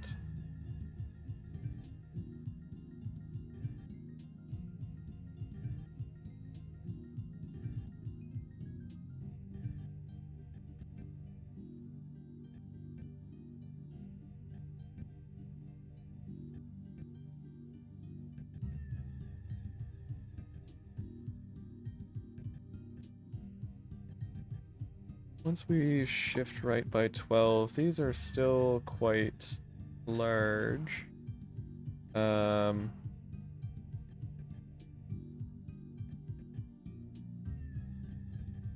guess these must be dot 12.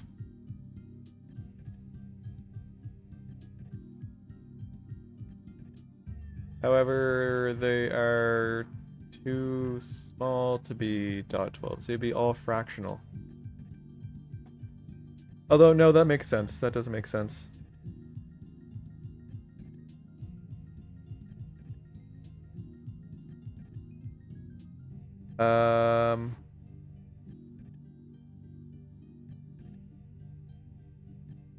Wait, it does or doesn't make sense? It does, because these are multipliers. These are multipliers for Okay. the vertex color. Yeah. So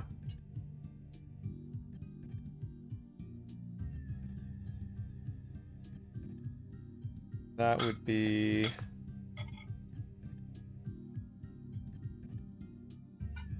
0.654 multiplier. So that means the highest value that's possible is, I think it was 7F. Yeah, 7F. Yeah.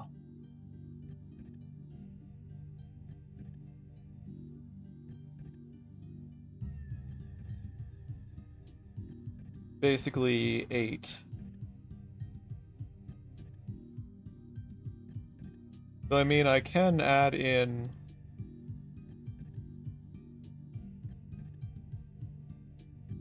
Let's change these both to lamp 0 to 8. I love that it just keeps randomly inserting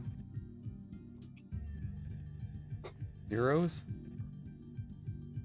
That's super useful. Maybe it's your keyboard. Mine's got a few letters it decided to start multiple inputs of like 10 months ago. No, it's just PHP store or IntelliJ does really weird shit with DSH files. Hmm. So that did nothing. I am going to leave it because it's correct. But it didn't fix this particular problem. Is it always correct? Yes, that is... Like,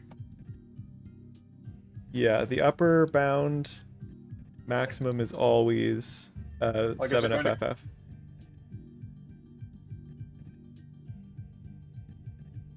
yeah, you're right. All right. So let's Just the lower bound that changes. check and see if the scene that actually uses negative colors still works. I wonder if this fixes Dragoon spirits going dark.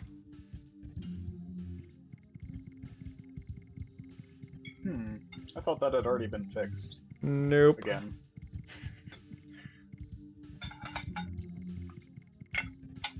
Where is the cutscene where Zeke shows all the different species? That's at the end of disc 3. End of disc 3. It's Web. the final conversation of the disc.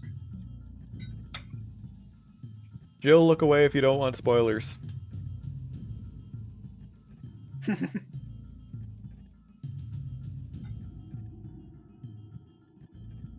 Yeah.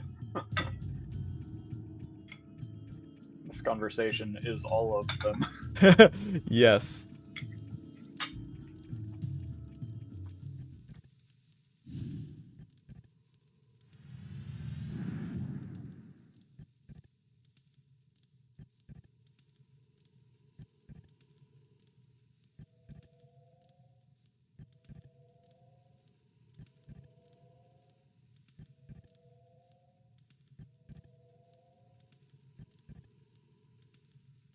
Chocolate, I know my way here because I had to run through there like 47 times when I was trying to figure out why the things in the cutscene weren't rendering properly.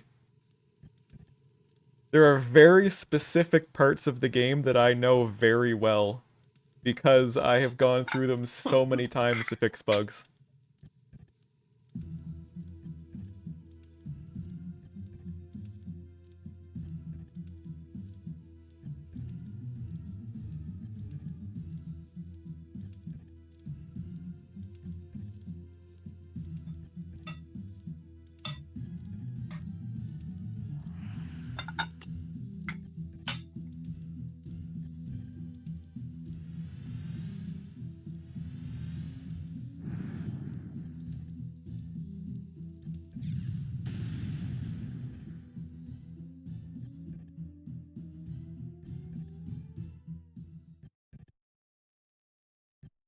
Could fast forward this part.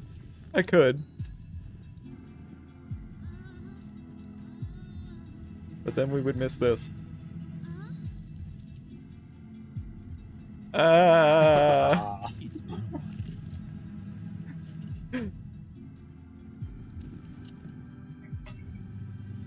Rose, Dart.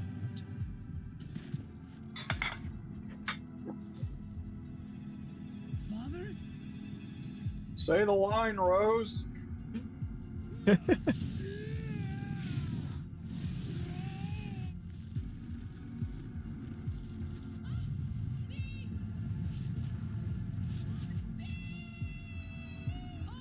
cannot be. He said the line.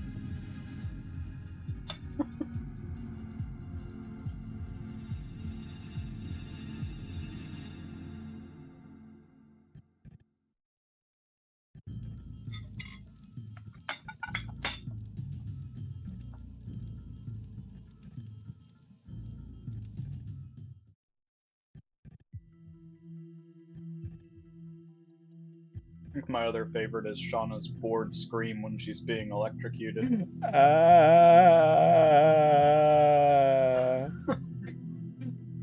It's like the most sarcastic scream ever. Yeah. Okay, that's working. I think it's actually working better.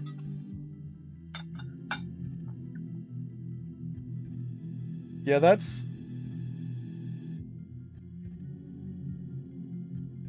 working better.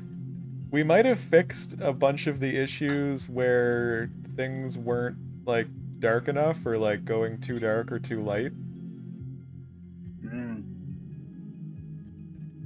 Maybe. Would make sense. It would be real nice if we kind of killed a bunch of birds with one line of code. Would this affect battle too? It'll affect everything. So I'm wondering if it fixes the Divine Dragon intro where the dragon block staff is just too bright for one frame. We are still getting shadows visible here.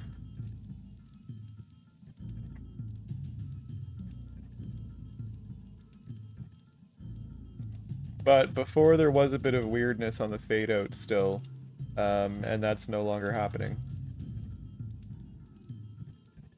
So that's nice. Okay, so that's still working.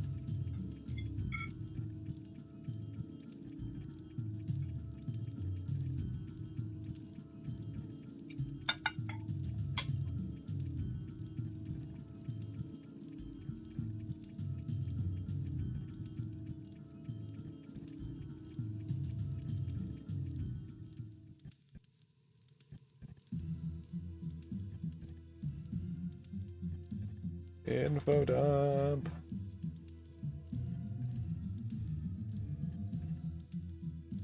Donna's glowing is still working.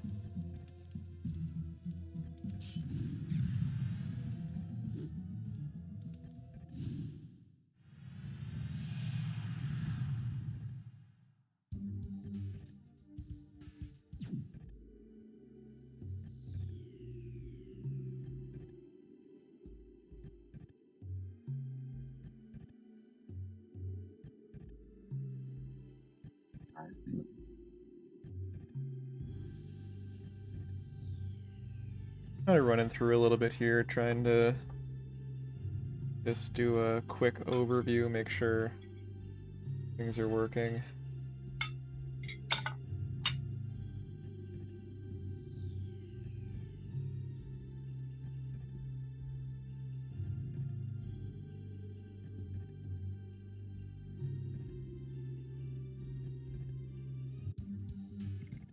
Okay, so let's quit to the menu and we're gonna go to Shrine of Shirley. A shrine save I had up here.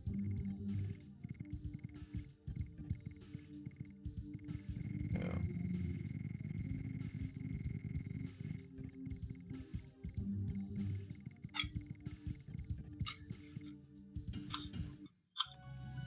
Alright, Jill, if you looked away, you can look now.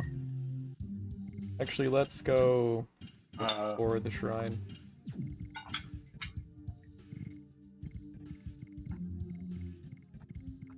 I don't think there was any looking away. I Very doubt emphatic no. it.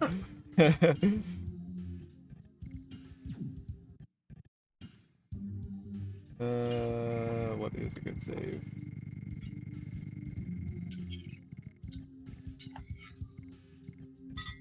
This should be right before we go in.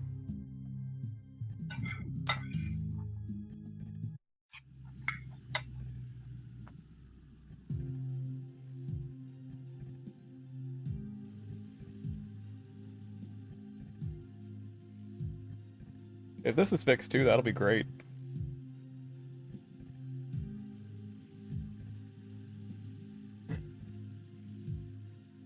Although I did actually notice in retail, it's really hard to see, but you can actually see a tiny shadow when the Dragoon spirits fade out. Yeah, there's a little bit. That looks pretty normal.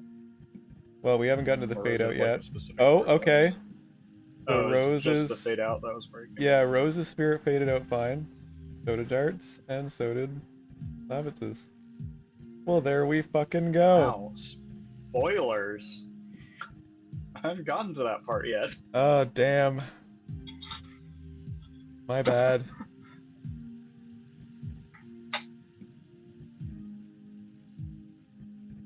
So, So we that's have... a lot of things fixed except for that teleporter room.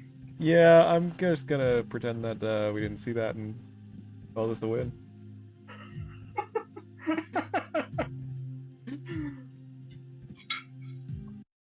Okay. So, we can select up a bunch of issues here that we fixed.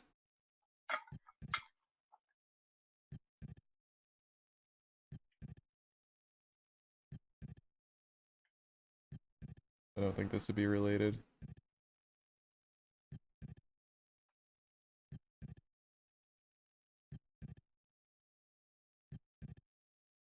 Are we on the... No, we're on the second page. Let's look at the first page here. Honestly, that'll probably be a TFC problem. Damn. I wonder if it fixed these. I'm pretty sure it's a blending issue, but we might as well check anyway.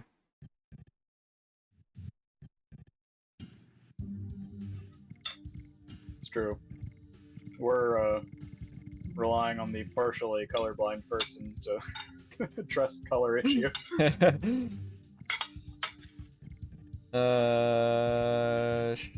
I don't have great save.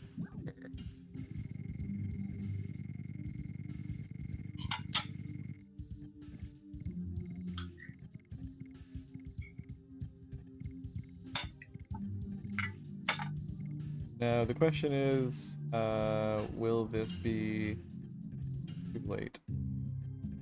No. It is in fact perfect.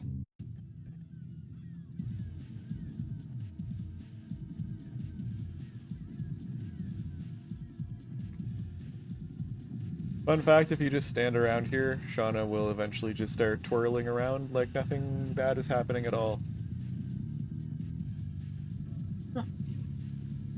Whee!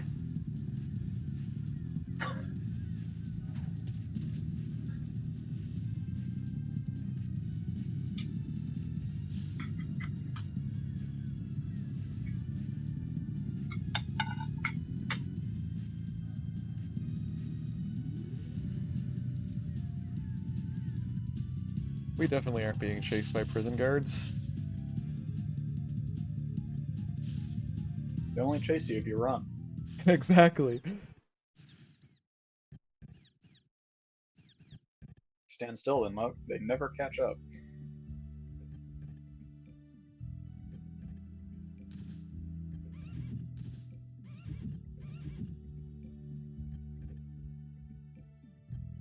Alright.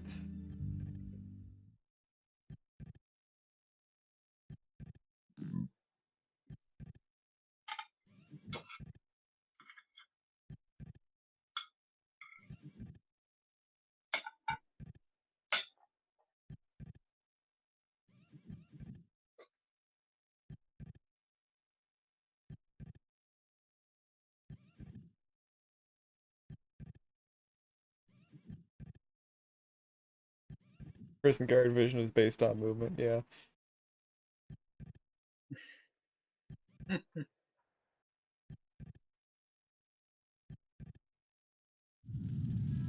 That definitely looked like it still got dark.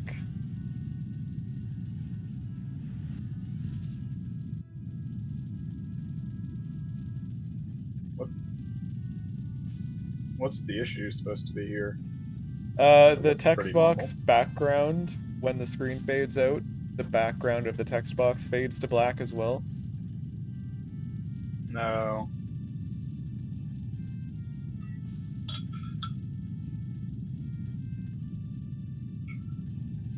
Not sure if there's any more or not.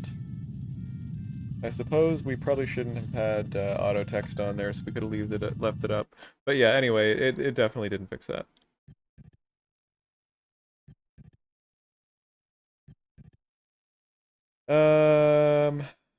Bonds and Spinning Head Room in Cadessa. That's obviously it. Okay, so we're going to transfer this issue to the main repository.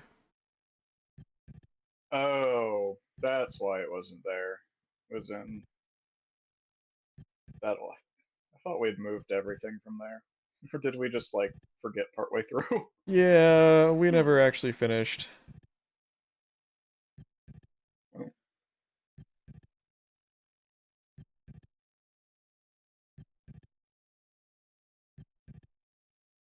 Okay.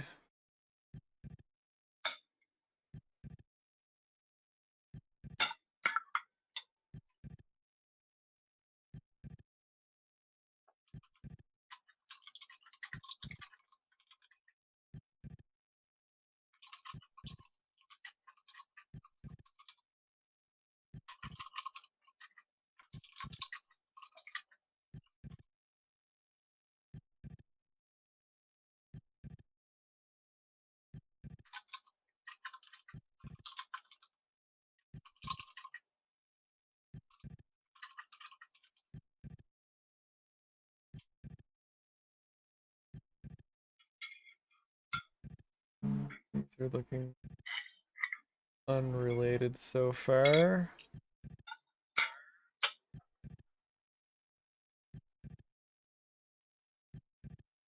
Yeah, a machine and a monster. The bane of our existence. Okay, this is...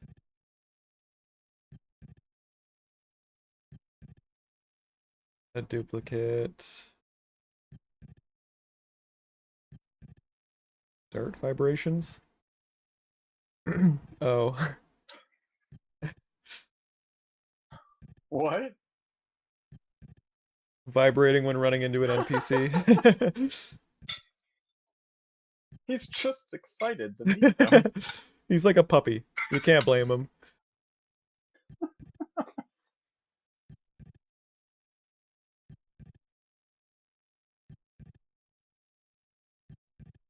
That's definitely one I hadn't seen yet.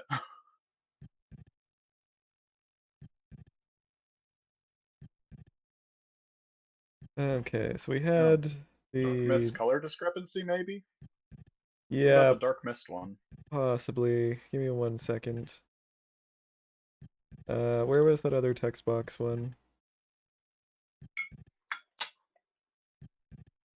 Hmm.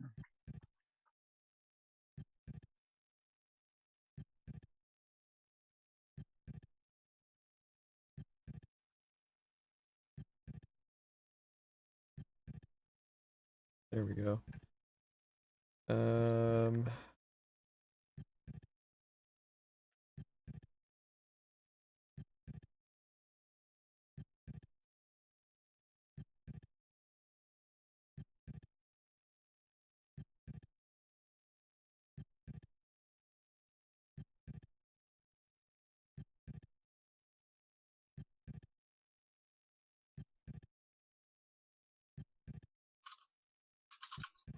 I'll close this one.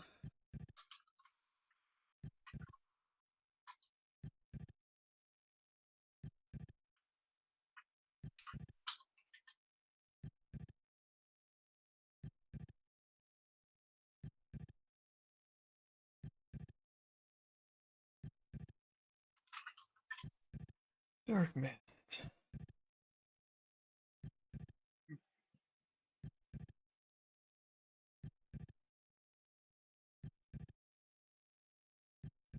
Yep, they're definitely wrong. Seems like it. That looks oversaturated. Maybe. Let's give it a shot. You think I fixed number 14 already? No, I don't think that's been updated.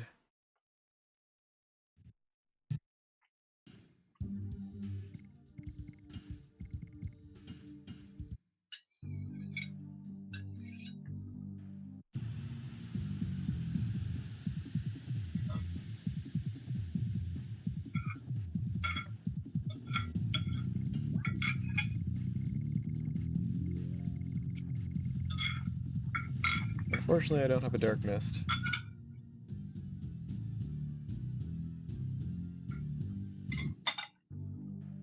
Okay, so I'll just give myself one with the debugger. Quick Psychonics, what's the code? It is dark_mist. Oh, damn, I forgot that was actually changed to IDs. I missed the item button. The Thought we inferior still had way to to type get in items. numbers. Numbers are better. Whoops, I clicked, but that was still wrong. Specifically decimal. Yeah, it still looks the same. Unfixed. Yeah. And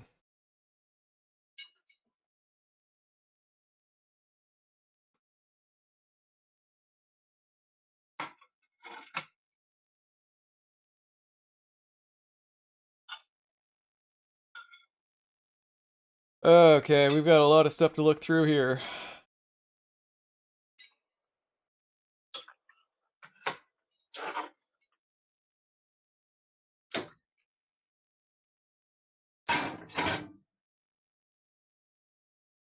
That is layering issue.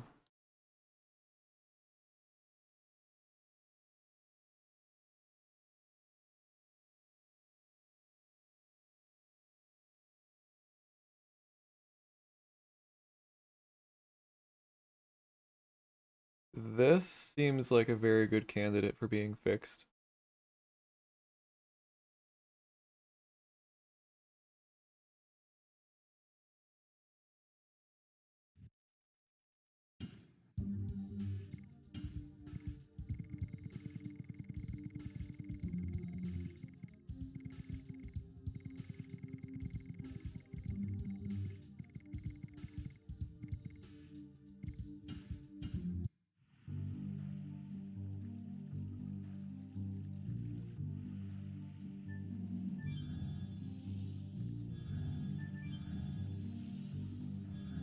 Yeah, I mean,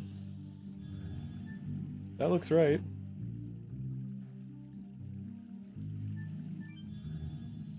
I'm not seeing anything wrong there.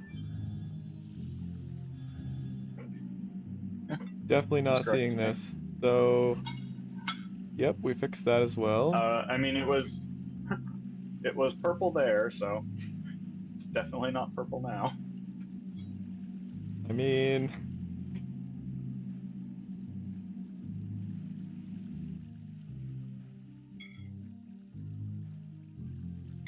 I don't know. How different do those colors look to you? barely. Okay, that's definitely unrelated.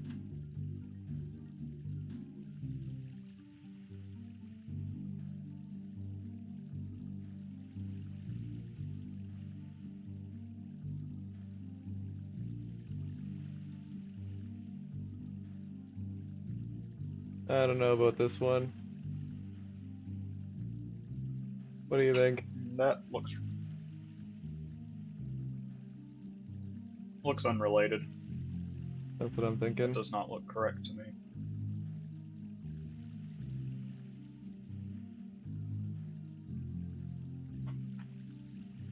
I don't remember exactly what that's supposed to look like, but not that.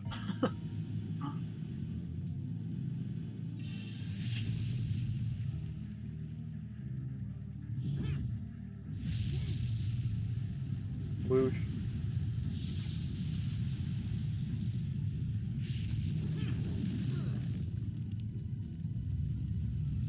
Wow, that's something. We can keep this one. What? That could be fixed. It's definitely oversaturating something. Somehow.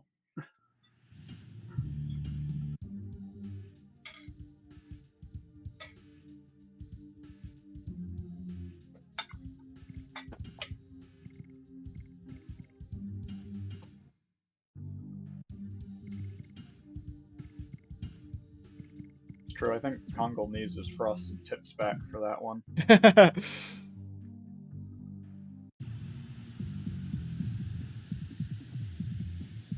Alright, let's see if that's still a thing.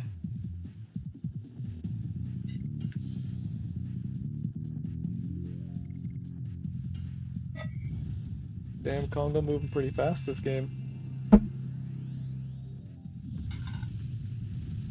His hair really does just like override everything else.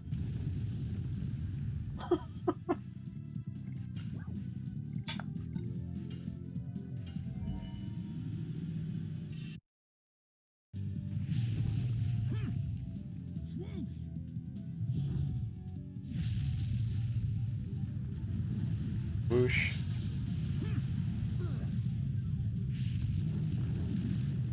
Nope. That's definitely still...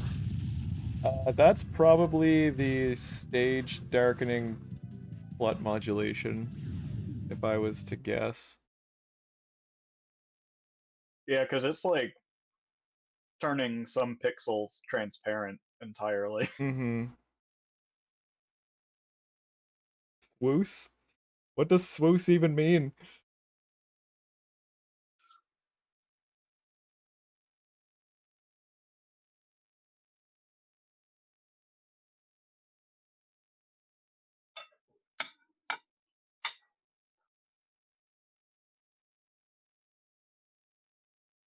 This will be another one. Not even gonna bother to check that. Guaranteed that's fixed. Yeah. The Dark Dragoon spirit.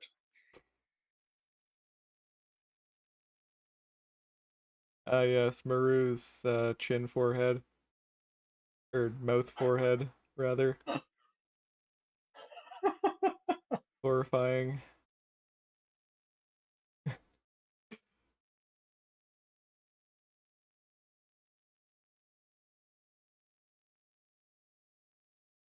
Kongal's hair combat animations. That's the one that we looked at earlier where his hair is showing up through translucencies.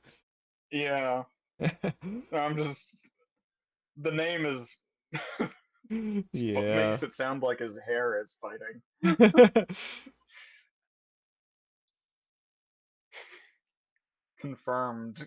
Kongal related to Bayonetta.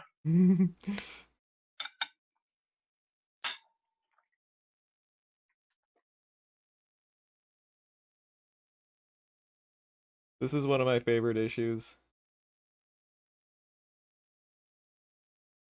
Oh, with the Discord link. We have a screenshot here. Yeah, the character's just rendering on top of the text. It's great when Lloyd's huge blurb is on screen and he's just rendering in front of it.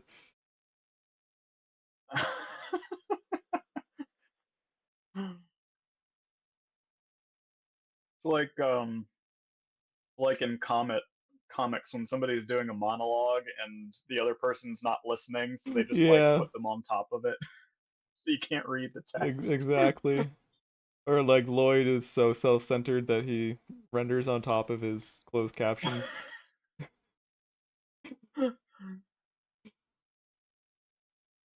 Hold on, I'm gonna let you finish me, but Yeah.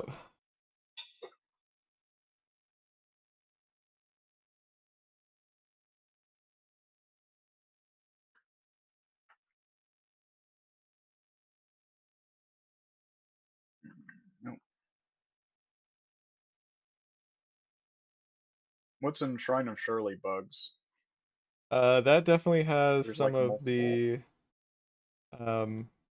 darkness issues.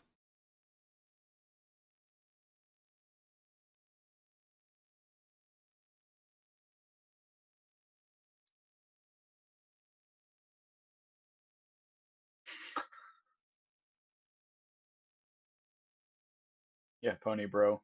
Lloyd. Dubs, not subs.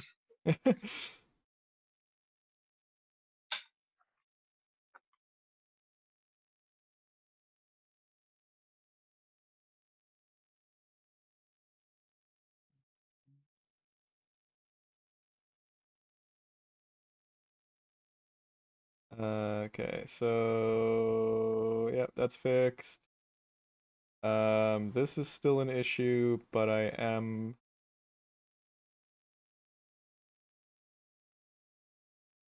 yeah, I fixed everything else, and I'm going to yes, this was good. I hadn't seen the Albert one. Oh man, getting the Shirley transformation effect to render correctly in OpenGL was so difficult. I had to just like completely rewrite it from scratch and figure out like what all of the values that went into it were supposed to like actually be doing.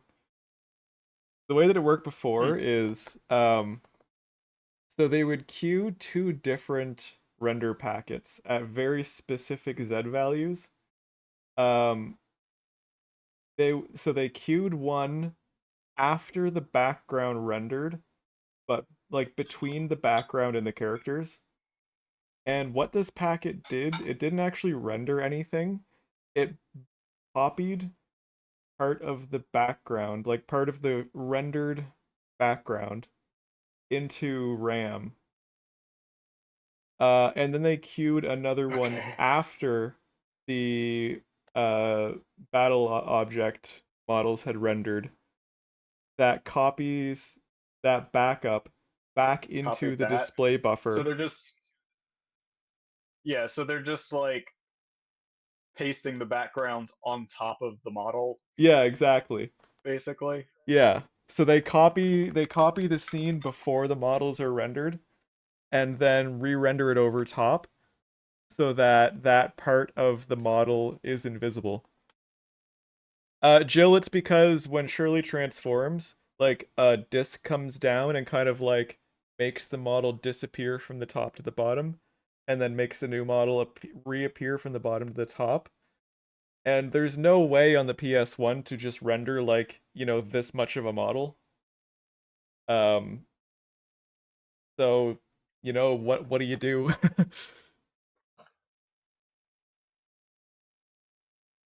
Okay.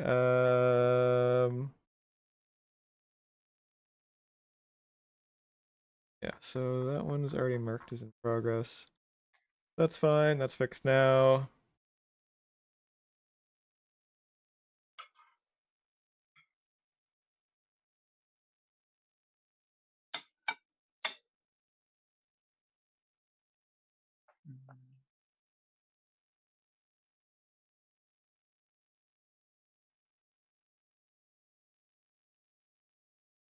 Some of these might have been like partially fixed, but I don't want to go into all of those. We're just gonna close what's obvious, and then it's once we need to do like a once over on the issue lists because there are definitely some duplicates and stuff. Yeah. Forbidden Land lock puzzle, I think, is a duplicate Yep, of the spinning head.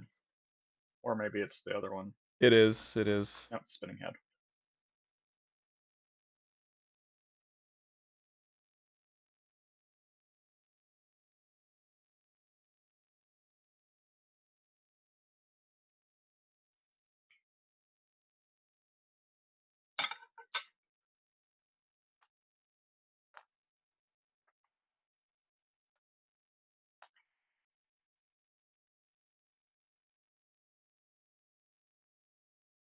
This Oh, yeah, there we go. is We can get potentially Wolves to go back through all the issues he made and see if they've been fixed or not, instead of yeah. making new ones for us. This might already be fixed. We'll have to get someone to check that.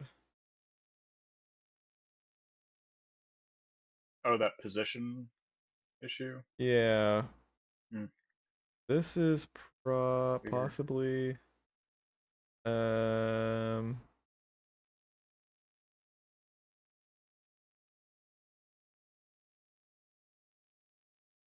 that's probably unrelated, but might be fixed.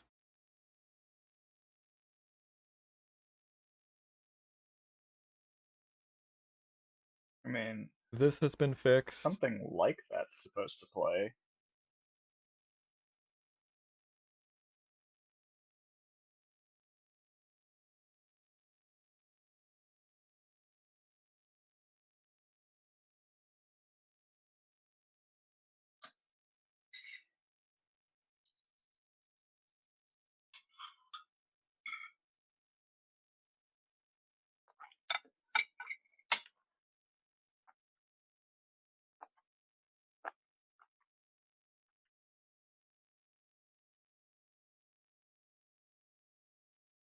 Yeah, I think we've gone back far enough that we are before this was an issue. No.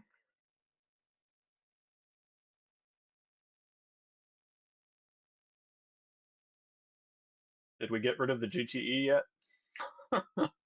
Kind of. All Got right. an Well, issue that's just get rid of GTE. it's technically still there. It's completely rewritten, but it is still there. It's kind of just a dumping ground of some vectors and matrices and a few math methods. Yep, we still have some math to get rid of. Yeah, before we Severed still have Chains some will be old. complete. Yeah, we still have some old Gotta rendering get that's rid of all using the it. math. We're done with math. Gotta get rid of it. Fix. Normal color clamping. Now we get to close a bunch of issues.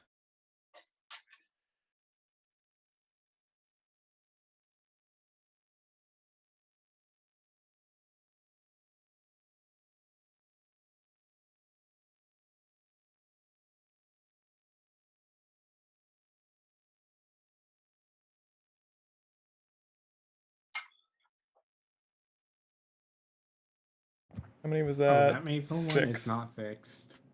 What? The Mayfield one, it's not fixed. I just tried it. I haven't pushed it yet. Which Oh, one was that? you were testing something else. Okay. Which one was that? The one where Dark just walks off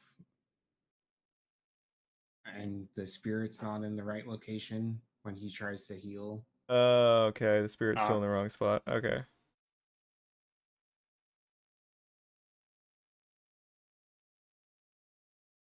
Well, that was successful. 6 issues closed.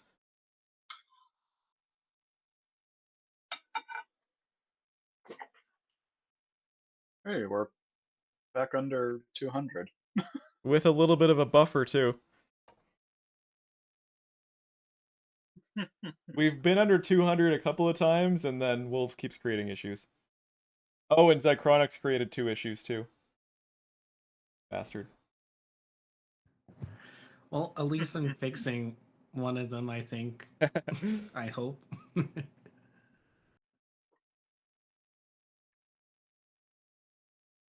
All right. Well, I think we'll probably wrap it up there for tonight then. Yeah, as we kind of expected, a lot of the issues in here are going to be like tightly related with each other. So, you know, fixing one ticket is more than likely going to fix like at least a couple others. You know, a lot of these share various bits of code, so Once I think once we really get into it, this list is gonna shrink down pretty quickly. Anybody in the chat have any One can questions? hope. TFCs at Chronics, you got anything to say before we go? I'm just doing a real quick check of that teleporter room now you've pushed the code. All right, we'll wait for that. See how it goes. Except I forgot to turn off encounters. Anybody who's still around, make sure that Okay. you like the video, and if you're liking what we are doing here, subscribe to the channel. Both those things help us out a lot. Yeah, You can also, definitely. if you want to directly support the project and me, there's a donation link in the bottom left-hand corner of the screen. I will also send it in chat here. Any little bit helps a lot.